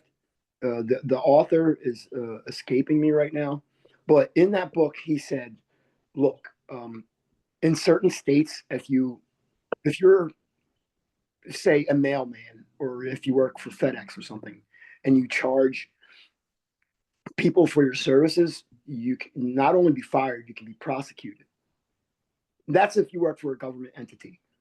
So I'll do magical work for people for absolutely nothing. But a lot of the cases that I get, and you can say that I'm like a public defender there, rather than the prosecutor. Sometimes I'll play the prosecutor, but I'm more of a public defender. If people approach me and they're like, "Look, this person hurt me, and this is how they hurt me," I'll be like, "Okay, there's two sides to each story. I'll have to talk to the other person, and I'll do a proper investigation, and then I'll take it to my supervisor, and then that'll go from there." Sometimes it takes, I would say, up to a year for retribution, and sometimes it's instant. But that's my role in the microcosm. Like I don't pretend to be. I never said I was God. I know that I have a small piece of the divinity within me, and I could only. I mean, everyone wants to be like their father or their grandfather, either or. If you didn't know your father, you want to either, if your grandfather was a truck driver, well, guess. I definitely do not fall into that category. No, they were both religious men. Oh, so okay. There's always exceptions to the rule. My grandfather, good old Jim Doherty there, he had idols of the traditional devil hanging about the house. My grandmother smoked cigarettes and played fucking bridge and fucking bingo and drank and smoked and played Atari and took out her teeth and would like, like, "What did we do, Grandma? Don't hurt us." Like, yeah, our house was like that, and I loved it. So yeah, I emulated my grandfather, good old Jim Doc there, and I'm still like him in a lot of ways. Okay, so basically, What's your father like, Demetrius? I'm interested in your family. okay, because so I'm gonna tell you basically what my family is in regarding this. So, okay, so not every type of Christianity is the same, and not every way of interpreting it is the same. Christianity, where I am from, has so many archaic elements that it's basically pretty different from the Protestantism you guys probably grew up in. And so basically, in our worldview, working with the theories is acceptable, working with the saints is acceptable. What is not acceptable is working with actual, what they are called demonic forces, right? So if you look at it from that perspective, yes, the aspect of magic I practice is not permissible in my tradition. But there are also other aspects of the same tradition which are permissible, which I definitely practice. So it all depends on how you want to classify what I do. I personally have a pretty scientific approach to what I do. I measure everything I do and I treat it as a technology. Regarding accepting money for magical work, I personally am not against it. However, if one accepts money for something, one needs to basically take accountability for whatever happens. And so that should also involve personal mentorship of the person who requested something. Like you have to take responsibility and you have to teach them and you have to work with them. And it's a really time consuming and draining endeavor. But a lot of people who do it don't take it so seriously. And that is, I think, really a problem. I think the only way for us to survive the modern era of informational inflation is if we basically force the witch hunt to purge ourselves. And let me explain here. So you basically systematize the magic and systematize the system, and you force people to go through a really rigorous training, and then you purge the rest. I think that is the only solution. I think, ironically, the witch hunt saved the esotericism of Europe because only the best survived. I think informational inflation did more damage to us than any inquisition. Basically, you're saying it would have watered it down if it hadn't been for the fact that you had the Inquisition and the witch hunts and so on. Yeah, and it was forced to go underground. And it was forced, to become esoteric, clandestine, if you will. Yeah, and only the strongest survived. Yeah. And if you look at the strong traditions of the Middle East, strong esoteric traditions, esotericism there is reserved to Sufi orders, and they are really, really rigorous in what tests you have to pass to be a member. And so pretty much everywhere where real magic exists, it is underground. And the reason it is underground is not necessarily to prevent people from using it. It is to preserve the tradition from those who want to destroy it. And the best way to destroy it is to allow charlatans to claim it. Like we have to basically, and this is what I am thinking about a lot, we have to force a type of a witch hunt into existence to save this.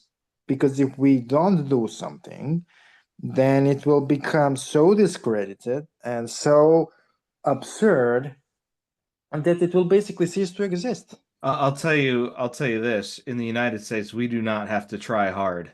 We've got another, um, we've got more religion than we know what to do with at this point, and it's getting more and more radicalized as time goes on. The ebb and flow. It went away, and now it's coming back. But ironically, that never happened in my region because we as a esoteric society, as an esoteric group, as people who practice what we do in the region where I am from, we have the opposite problem. In the Orthodox Christian side of things, the receivers of knowledge and the people who know are so hesitant to give the knowledge that it is literally dying off because the old women who know it and the old men who know it are slowly dying. It was really Okay. difficult for me to receive traditional initiation, but I fortunately received it. However, a lot of the aspects of the tradition are under the threat of dying because the old men and the old women are too rigorous, and they do not necessarily understand that somebody who didn't grow up in the countryside is not physically able to go through the rigorous initiation process. Basically, they will either go insane or die or something if they go through actional initiation. I mean, that is their way of preserving the tradition. I would say that it is justified, but it is really a big gamble.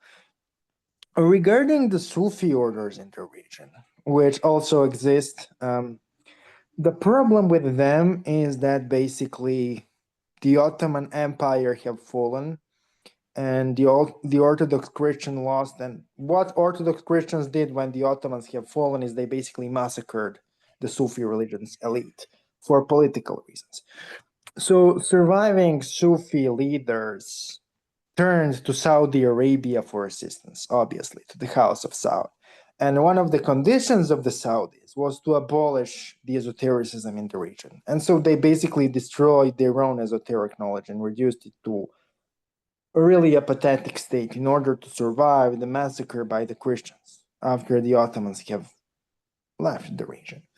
So both of the groups are under threat for different reasons. The Orthodox Christian side of things is under threat because the people are dying off. The Muslim side of things is under threat because political reasons. In any case, what I could say with certainty is that magic is taken much more seriously where I am from. It can put you in serious trouble if you proclaim it and if people know you're actually doing it. That's one of the reasons my channel is in English, because I actually seriously practice it and I didn't wanted my neighbors to know. And so I published English material. What is really problematic in my view is that people in the West do not understand. In the region where I am from, since the magic is taken seriously, people understand that in order to do it, you have to do it. You can't think about doing it and behave as if you do it. But in the West, people don't understand that you need Armchair. serious effort to do it. And that is my biggest problem with the Western modern esotericism. is they want to take the work out of the great work, but they want to still keep it great. Demetrius, are you familiar with the deity? It's a Celtic, old tribal Celtic deity called Krolheim. Okay, so I'm gonna give you a really good insight here. You have the another name for Krov or Kron or Krohato Celtic deity, right? Another name for that being is Morrigan.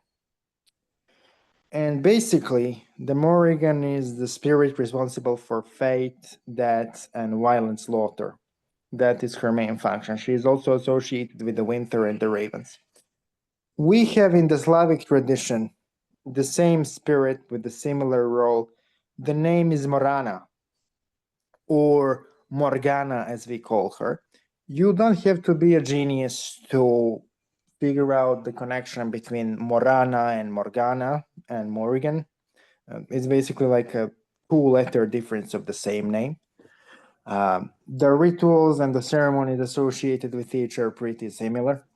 Now, in the modern anthropological circles within the anthropological science, many of the people who do not practice esotericism and study this as a cultural thing tend to claim that Morana is invented. But as somebody who studied the folklore and practiced the tradition, I can claim with certainty that Mora and Morana are not invented entities by some romantic poets.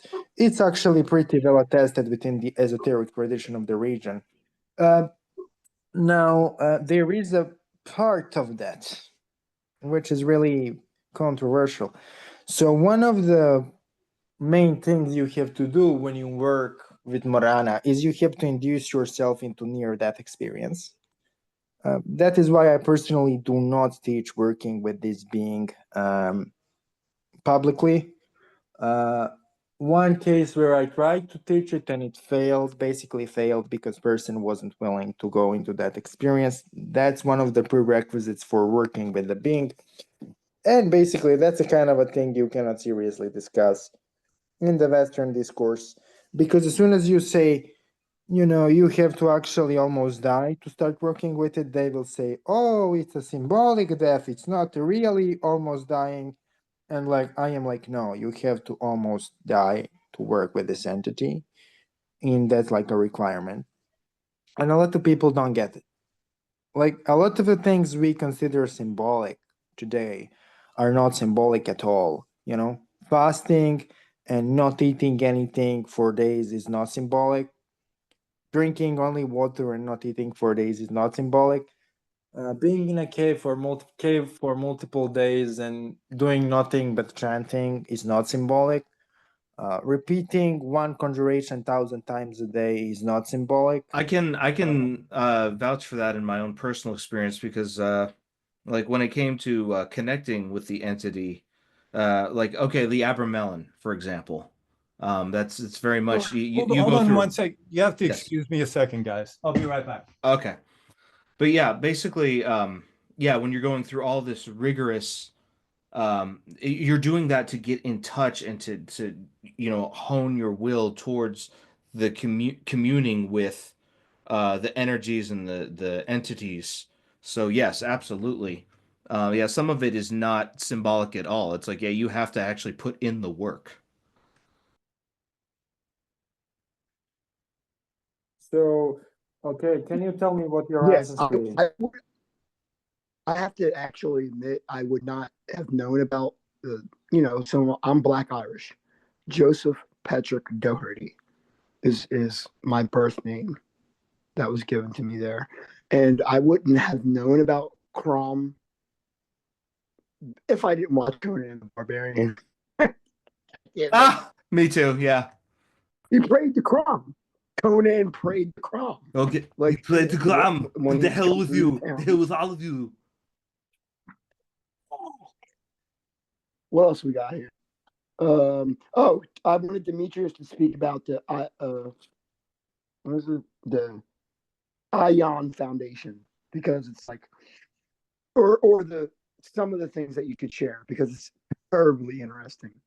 And by the way, I've been loving recently. I was talking at the beginning before you came in, Demetrius, that yeah, I've been watching your videos specifically about yeah, getting into touch with different entities. Specifically, I'll be working with Ma Mammon, Mammon. Yeah, Okay. So So yeah, regarding that, one of the Mammon, treasures of heaven right? and hell. Okay, so I want to talk about Mammon, sure. because Mammon is like really misunderstood, and that misunderstanding is fucking mentally up some people. Uh, because Mammon is a spirit as he defines himself. He is a spirit of infinite growth, as he calls himself. So greed by his definition is infinite growth, right? So for Mammon, everything is transactional. He is really transactional. If you want to get something done, he will do it, but you have to pay for it. And that is the main thing with Mammon. So what I would ask you, if you want to work with Mammon, is when he comes to you and he asks you for something in return, whatever he is asking in return, you have to basically take it really seriously. What he asks in return will never be symbolic. It will never be an allegory. It will never be a poetic language. He will give a really precise request. I want this amount of life force energy. I want this amount of work. And you fill your contract. You fill your obligation. You are going to get exactly what you asked for. If you ask for too big amount of money for your circumstance, he will deny the request. You have to ask for amount of money or amount of information. So He when you can do so, actually, be very specific. yeah, you need to be really specific.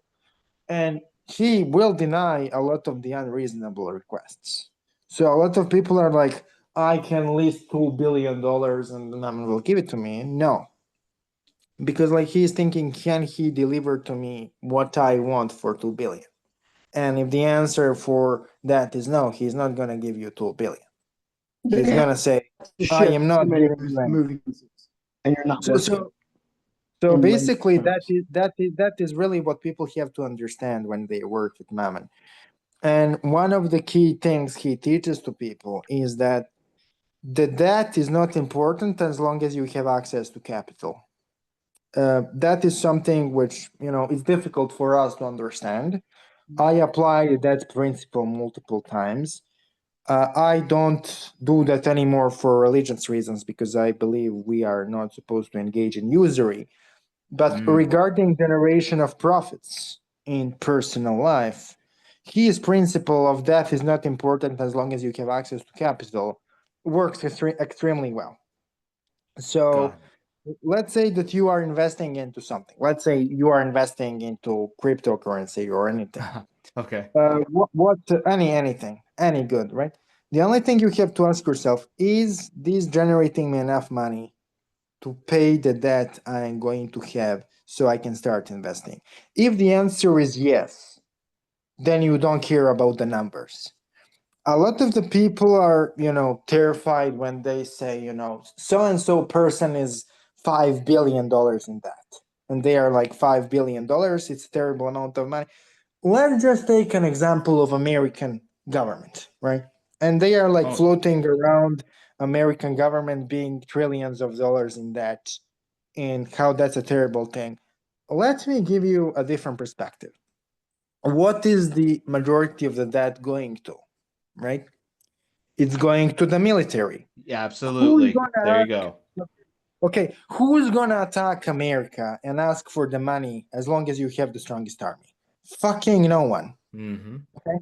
So the debt doesn't matter. An American printing of money doesn't matter as long as you have the strongest army. Yeah. Now, Demetrius, you're in Serbia, right? Yeah, mostly. Yeah. My Bro, like you're not gonna get much out of Demetrius. He's not gonna tell you where he's at. He's not gonna tell no, you no, where he's that's fine. from. He's not The gonna reason tell you much about his family. The reason why I brought that up is because I have my grandfather was half Croatian. His father was from Dalmatia. And then being Slavic, my grandmother was 100% Polish. So I have a good degree of Slavic blood. Matt too has family from the Balkans. Yep. Also, I believe was it like a great or a great grandfather or something? Something like that. You actually Tom being big on history, this should come as no surprise, but he's also big on genealogy, and he did my family tree and just went, I think, deeper than any of my relatives went. Yeah, but for some reason it doesn't give specifics. What Okay, let me answer you that question. As a Westerner, you will be pretty confused by it.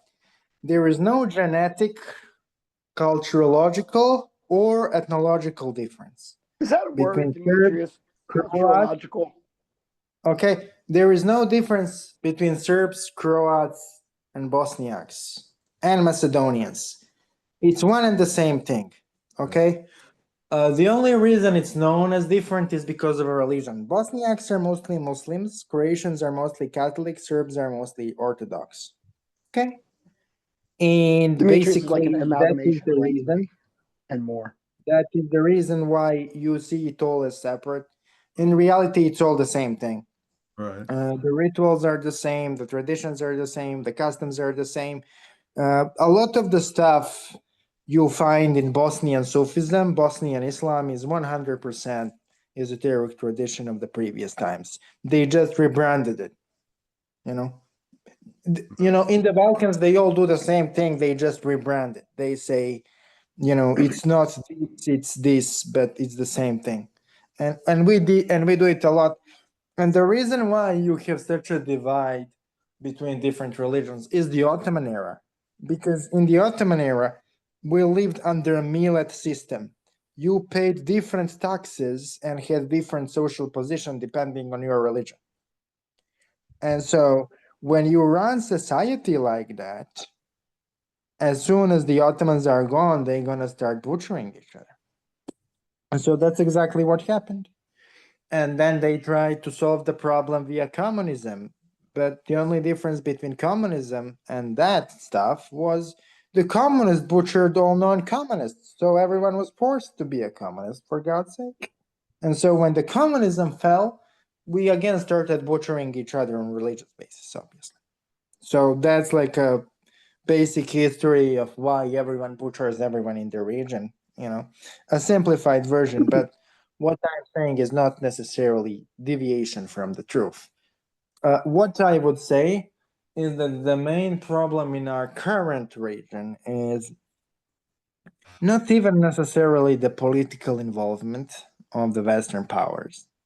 The main problem, which nobody seems to detect, is our population is leaving for Western Europe and America massively It's culture, because bro. of the decreasing economy.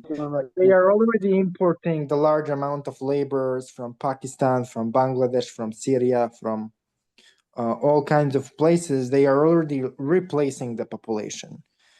And that is, I think, the biggest problem. You can improve the economy, you can improve all kinds of things, but once the people are different, you can't expel the people. Genocide is never the answer. We have learned it from the Germans in the World War I and II. No, we have condoms, and we have gay porn and transsexual porn. So we have depopulation under control. So we like to do practical invocations so you can call in cosmic intelligences into yourself. I'm going to share one on this video. It's pretty quick. We've done it on Legion of Lilith before, but this is the darker variety of the Lord of Hosts. So if you do recite this, know that you will be possessed, whether you want to be possessed by the Holy Spirit or the unholy spirit. It's the same thing. Two sides of the same coin.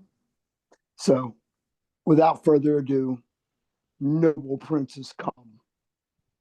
I do invocate and conjure thee, O spirits.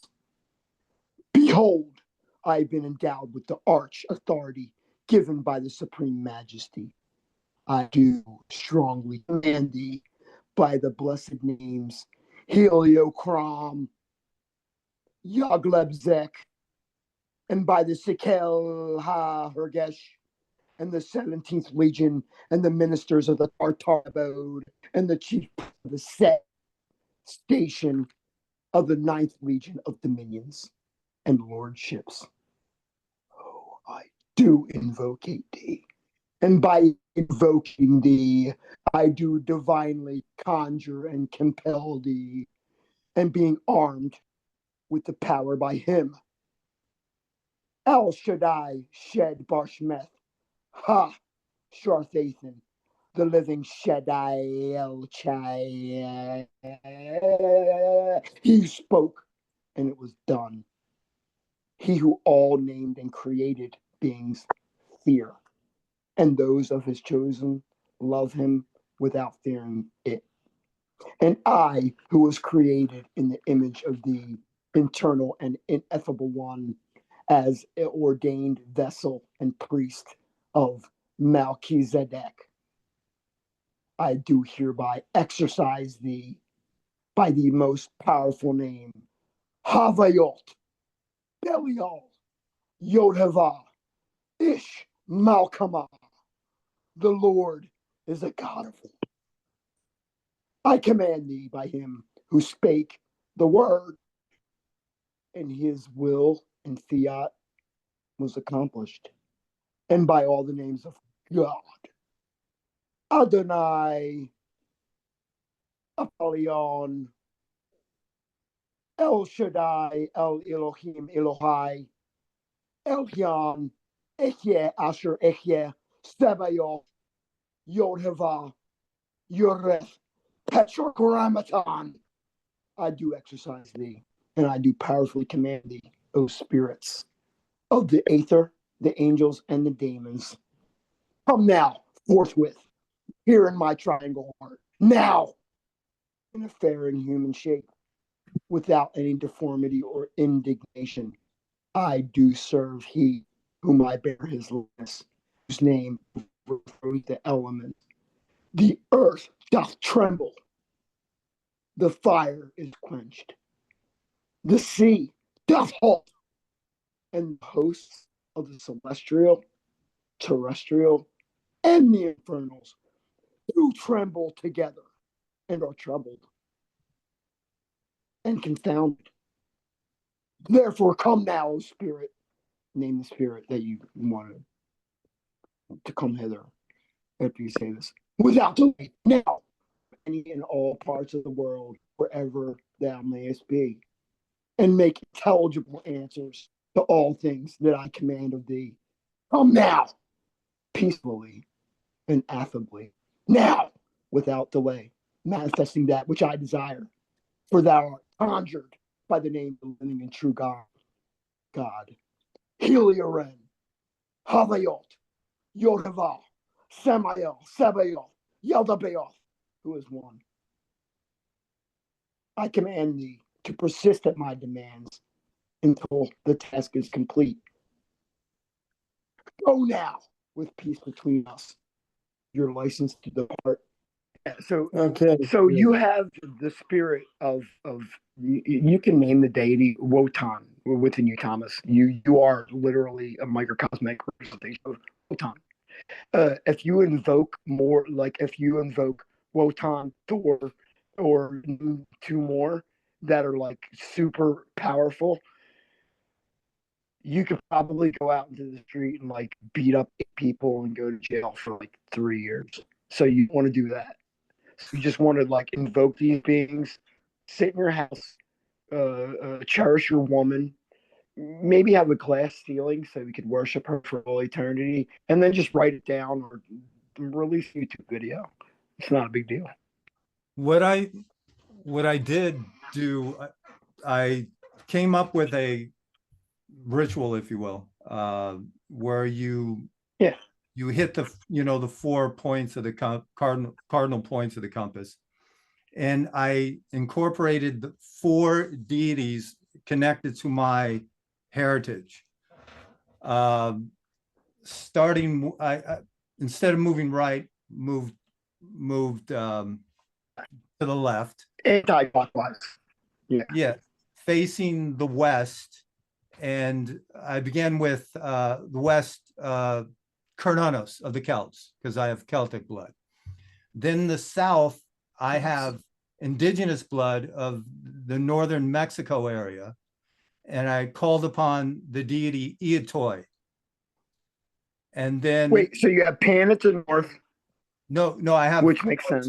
to the west. To the Pan to west, the I south. have Cernunnos of the Celts, and then to the south, I have Iitoi of the Tohono O'odham, because that's of the Mexican indigenous heritage I have. And then to the east, I called upon Valis of the Slavs, and then I finalized it with the north, Wotan. And then I after that, after I partaken, it's more complicated than how it sounds. But anyway, I let whatever one of those 4 deities manifest themselves, if you will. Last time I did it, surprisingly, it was Iitoi of the Tohono O'odham, surprisingly, which I found fascinating. That had never happened before, even though lately it's been Odin or Wotan, which has been the primary deity that I've been connecting with, put it simply. You and Demetrius probably talk off camera because he's got intimate knowledge of darker aspects of that deity.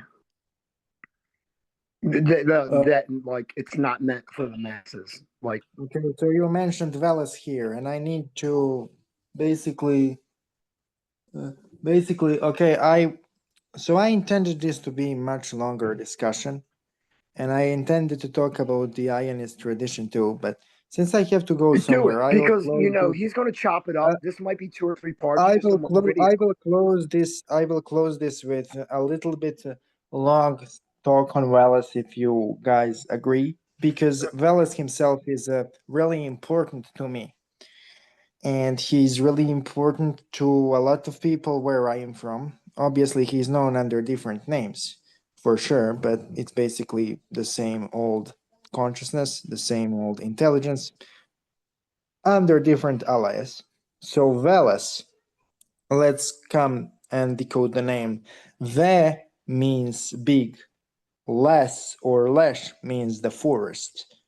So the name means the great forest or the great one of the forest.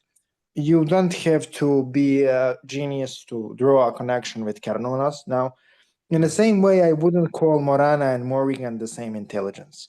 I wouldn't call Carnonos and Veles the same intelligence, but they definitely fulfill the different function. The Veles is associated with Koledari or Koledari festival, which is a festival performed, it's a ritual dance with animalistic masks performed at the end of the old calendar year. So in the winter. And the entire festival is dedicated to people wearing animalistic masks and playing traditional music. And so it's an entity associated with music, magic, underworld, animals, and forests. Now, he as a specific entity, as a specific being, and I know it from personal experience, is not somebody you call upon to do things for you, because he is 100% going to trick you. He is going to give you what you wanted, and you're going to have it for a really, really short amount of time. And then he is going to throw that same thing you requested into the trash can. You never throw and you never call him to do things for you. How you work with him is you ask him for specific information of how you do something. And then you use that information to basically work with his underlings, who are also known as Leshy or Lessie, the forest spirits, the forest underworld spirits, to do things you requested. He is not to be called in the matters of love magic, but he is definitely to be called in the matters of financial knowledge, in improving the finances, in improving the knowledge, and in improving the health. He is especially good at protecting and preserving the animals. So if you have any business which is connected to animals in any way, he is the best guy for the job. And he tends to be really physical in his presence. He is really dense, he is really heavy, and he is also more chaotic than many of the Goetia spirits, which tells you a lot. And by the way, one of the quickest ways to fuck up your life is to try to order it around. So issuing any kind of order or authoritative request is not going to get you anywhere. Actually, what he tends to do in those circumstances is he tends to rip you off so drastically that you can't pick up your life together after that. And he's really known to basically outright fuck you up if you give a stupid request. So you never ask him directly for things. The only instance in which he directly will intervene without actually just teaching you how to work with the underlings is if you are actually threatened. And so you work with him and somebody is actually trying to kill you, then he's like, okay, leave this, I'm solving the problem. But if you have any issue, which you are calling him directly, the only way you will get the job done is you come to him and you say, okay, I have this problem, then you teach me the magic to solve the problem, and then I'm gonna do it myself. That's how you work with him. A lot of the people petition him directly for things without this in mind, despite the fact that he is pretty clear, even in his own mythology, that he is exactly like this. And so I do not understand really and that need to equate all of those spirits from all of those different regions. You know, if you do it in Velas's case, it's a bad idea. It's a really bad idea. What I would recommend with people who want to work with Velas specifically, and that's like my closure for this clip, is you need to go into the forest and you basically have to eat nothing for that day. You need to go I into got one trance for your next move. and Wait for it. you ahead. have to basically breathe really slowly until you fall into trance, and then you simply look into the tree in a trance state, in a really deep trance state. What's gonna happen after a few hours is a really powerful dark entity will come out of a tree, and that will be one of the Velas's underlings.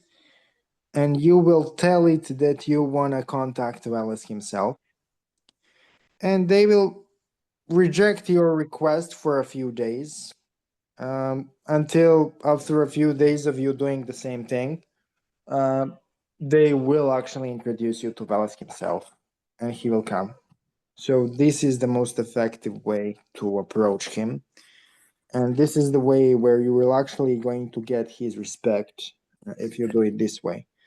Now, how to protect from the forest spirits when you come into the forest?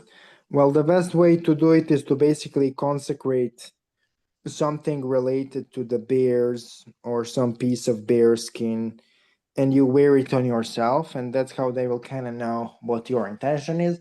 If you don't have the bear skin, what you can do is you invoke the spirit of the bear a few days before you do this, and so they will kind of see the spirit you were invoking, and they will know what you are planning to do. So yeah, that's how I was instructed to basically do this thing. And yeah, this is really powerful. I personally petitioned one of those entities to protect my stuff, and then I moved out of the apartment, but my stuff was still there, and the person who slept in my room after me, despite the fact that my stuff was there, had like marks and stuff in the morning. So yeah, but you have to do some stuff before you can do this kind of thing. So that is basically my last talk for tonight. Okay, so one thing which I advise if you want to work with him is make sure you are calling him in the time of a year where you don't have a lot of storms. Because if you have storm afterward, and I know this from personal experience, his energy will diminish. He is really anti-heavenly storm energy. Because Like there is a really big conflict battle there. against Perón, right? Yeah, yeah, it's a real thing. It's a real thing. It's not just a metaphor. To guarantee the maximum result, called him in a time of a year where you don't have a lot of storms to maximize the manifestation because it's really earth-like and elemental. Okay, I have to go actually right now. I Thank really enjoyed you for your time and for your participation. It was great having you. Thank you so much. Yeah, thanks, Demetrius. Bye. So the pulse of the Nora, and this is just like a death curse. So there's a polemic that exists, whether we like it or not. So what is the polemic? A polemic is like when religion dukes it out against another religion. It's like my sky daddy will beat up your sky daddy, and like sky daddy, what's the best death curse to kill their most prominent leader? And I'm going to give you a prime example. There was a prime minister of Israel. His name was Ariel Sharon. And there was a group of 10 rabbis, which is a minyan. So in Judaism, you're not supposed to pray without 10 rabbis.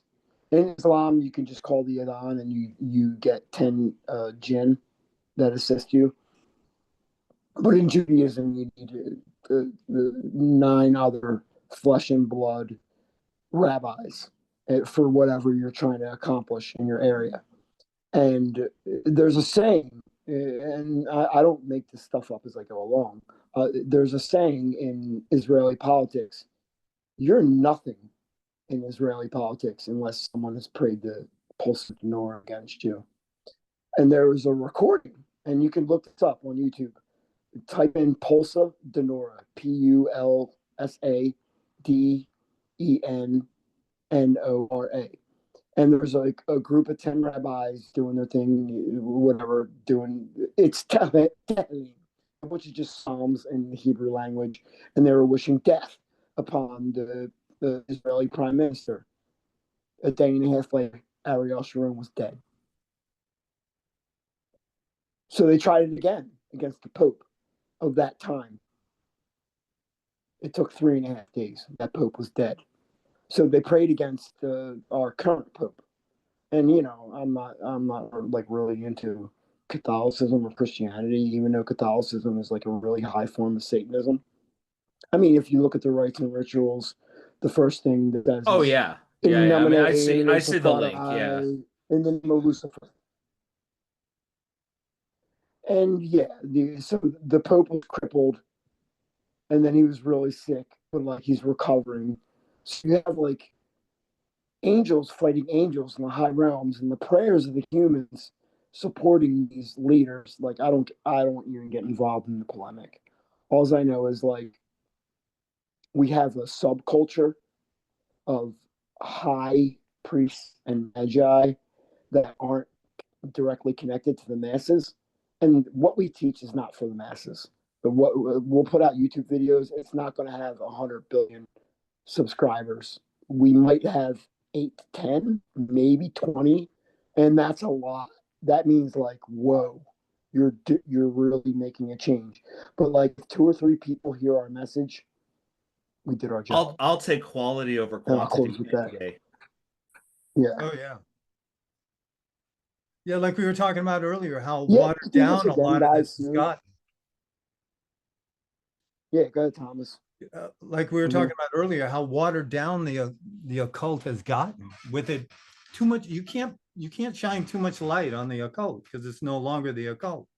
It's not unlike, the analogy of punk rock.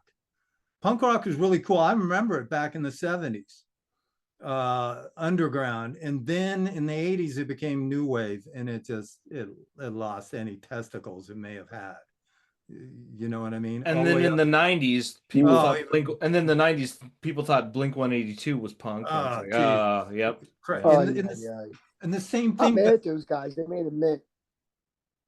They made a mint on Yeah, their the same thing with take on it. what can happen with this path that we're on. You know, you shine too much light on the clandestine, it's going to evaporate. Well, and it's like you can't, and that's what happens when you spread something, when you water it down, you spread it too thin. Yeah. Yeah, it's just, it's not made for everyone, but when the right people at the right time pick up something and run with it, boom.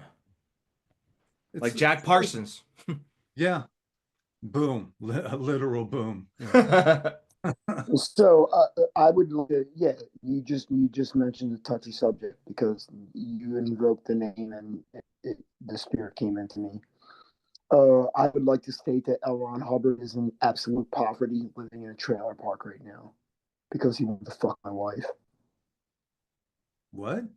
And Oh, yeah, my oh, child was he's, born oh, he's you're being talking- taken oh, over. He's being oh, taken oh. over. Oh, I got Yeah. it. Okay, yeah. Yeah. Yes. I got it. It's all right, Jack. I used to work at a gas station, and then I was exalted as the chief of the Jet Propulsion Laboratory. I have German blood, but that means nothing. My partner, L. Ron, should die. End of transmission. It's the same thing with Kelly and Same thing with Crowley. Yeah. come on, you guys know it. Yeah, John D. and Edward Kelly. Yeah. Exactly. It was like a wife swapping thing. The angels told him to swap wives. Yes. And it was just Yes. a charlatan working with a real magician that wanted to fuck the other guy's wife. And it's weird because like the real guy actually ends up losing, and the charlatan like gets the like this is like a But this is up is down, back is right, right is left. But this goes back to what I said earlier about that lie leading to some kind of truth. Like, I mean, it was obviously when it came to John D. and Edward Kelly, the lies and truths were very much mixed in. But He you was know, missing a right ear, bro. yeah, when I you know were about proved that. Oh yeah, charlatan, especially in the imperial court, they chopped off your ear or your hand or something like that. yep. What did And John D still gave him a shot because he was a good channeler. Like he had real talent, but he used it for ill, Kelly? like just to get pussy. Right, Kelly. Yes. Kelly, yeah. Yeah, and I was wondering what was it? Now you can pick up on the fact that Kelly was a charlatan, but at the same time, No, like channeling? he was totally a charlatan. He was a charlatan in the fact that like he was only in it for the money and the girls, which I'm not gonna blame the guy for. He was like an old time rock star, but John D was actually like trying to forward evolution of mankind. I don't think the girl even meant anything to him. I mean, I'm sure he loved her, but you know, we make sacrifices, as he did, and they explored the 12th ethers. Like these are really hot. These aren't Empyrean. Like these are above the Empyrean angels and above the Earth demons. Like these are you're like way out there. Have you heard of And Have you heard of the book Ordina's Descendants? No. See, What- somebody came out with a quote unquote lost tome of Edward Kelly that goes into the Order of Tartaros. I'm And interested. in fact, here, I will bring it on camera if you will permit me. Yeah. Yeah. What, bro? Yeah. Free will. You're my Okay, bro. hold on. We're Yes. actually the same person, but you know. Yeah, so it was basically they only printed about 200 copies, but the rest is on PDF you could find. It's basically, in my honest opinion, I give a review of it. I honestly think it was just somebody who just did some street art, posted this thing anonymously, published it anonymously, and then just and just put it out there. But it's the inverse order of Enochian. Hold on, let me go get it.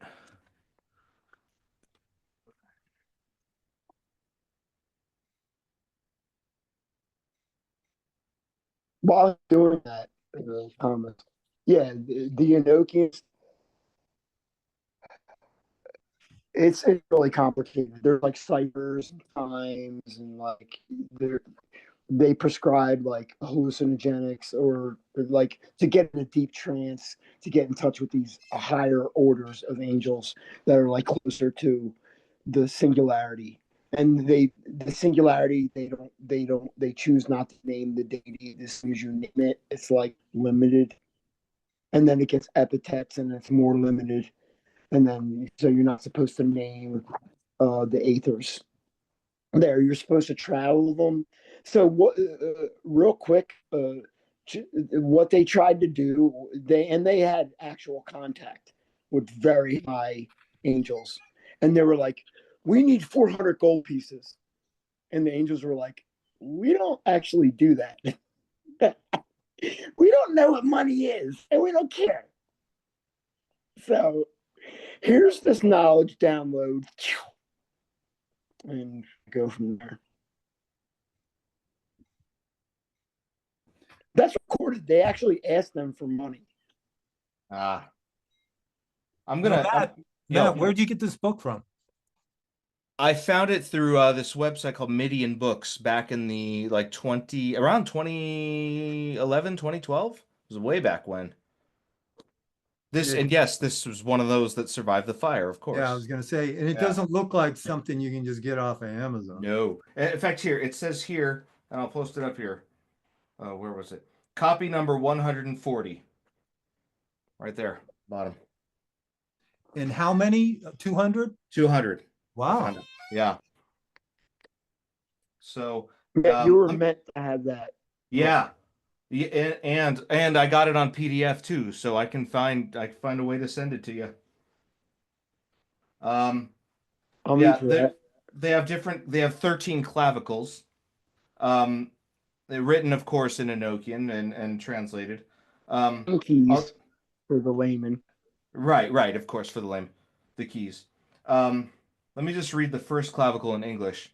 The spirits of a mighty palace are under thy unspeakable name, spirit of the burning flames. I bind unto my voice thy strong obedience, ye first mighty dragon of creation, thou all-powerful Lucifer, Lord Satan, who is called Wormwood. Hearken unto thy servant, Lord of the earth, and come to me in your strength. Bring with thee the power to govern over thy cursed creatures of terror.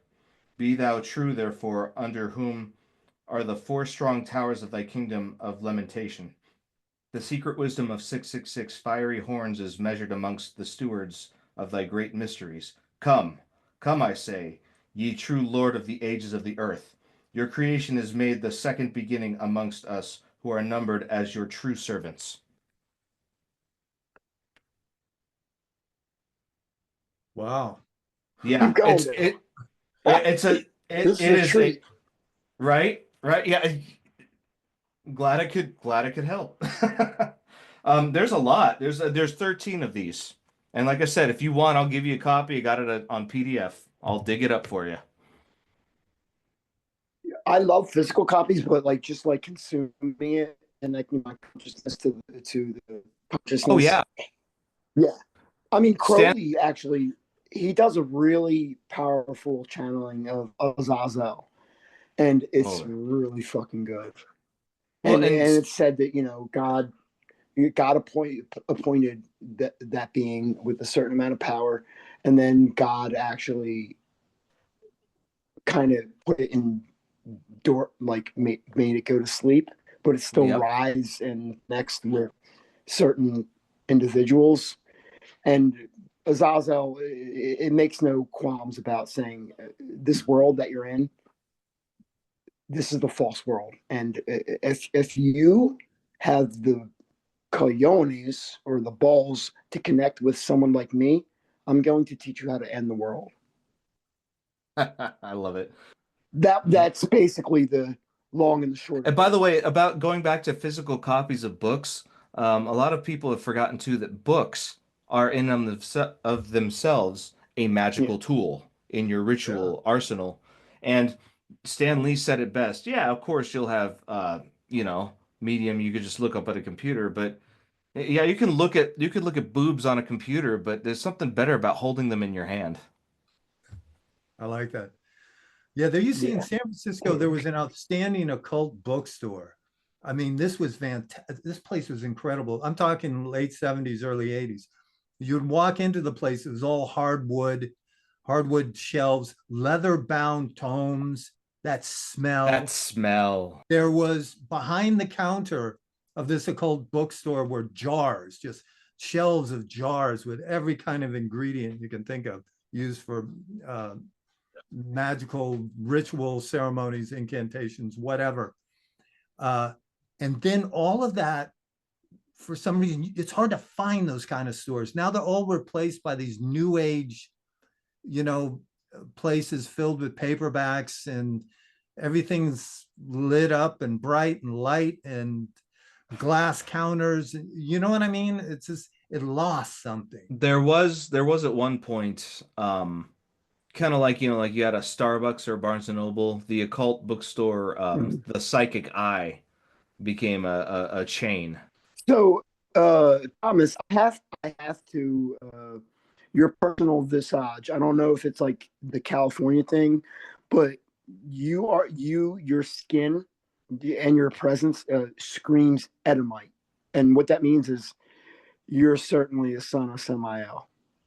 I mean, you can't hide it. It's like it is what it is. I mean, you can take that for what you want. Like you could see Samael as the angel of death, the prince of this world, lord of the earth. But so Edom. So the next video me and Demetrius are doing, we're going to channel Joab, and he was one of the kings of Edom. So there were 12 kings of Edom that reigned before Israel was ever conceived. Edom literally translates into red. Into red? So, yeah, Edom means red. Interesting. The Edomite kings were red kings. And if you look at Mark Allen Smith's book, The Perfect Red King of Sulfur, that's Lucifer's book in the Trident trilogy. And I'll push Mark Allen Smith's book because he's a genius. The first one is Queen of Hell. That's based on Hecate or Lilith or Nama, but an older version. In the hell is so it's the moon. It's the and that's it. We'll go back to bees. Like we serve our queen. Like Yeah. I don't want to fuck myself. You know what I mean? I want to be intimate with my queen. So I serve my queen. And she serves me. It's like an equal partnership. And so the first book is Queen of Hell. Then you have the Red King, and then you have the Scorpion God, which is Belial's book. I would recommend people to grab those three grimoires. Don't read them in a session. I've done them. So I'll just give you a brief. In the Queen of Hell, Lucifer and Michael are summoned to Hecate's throne, and Hecate demands them to merge as one, like to reconcile. It's like destroying your Christian programming. Wow. So Michael and Lucifer becomes the same being. It's really fucking cool. And then you go into the Dark Phoenix, right?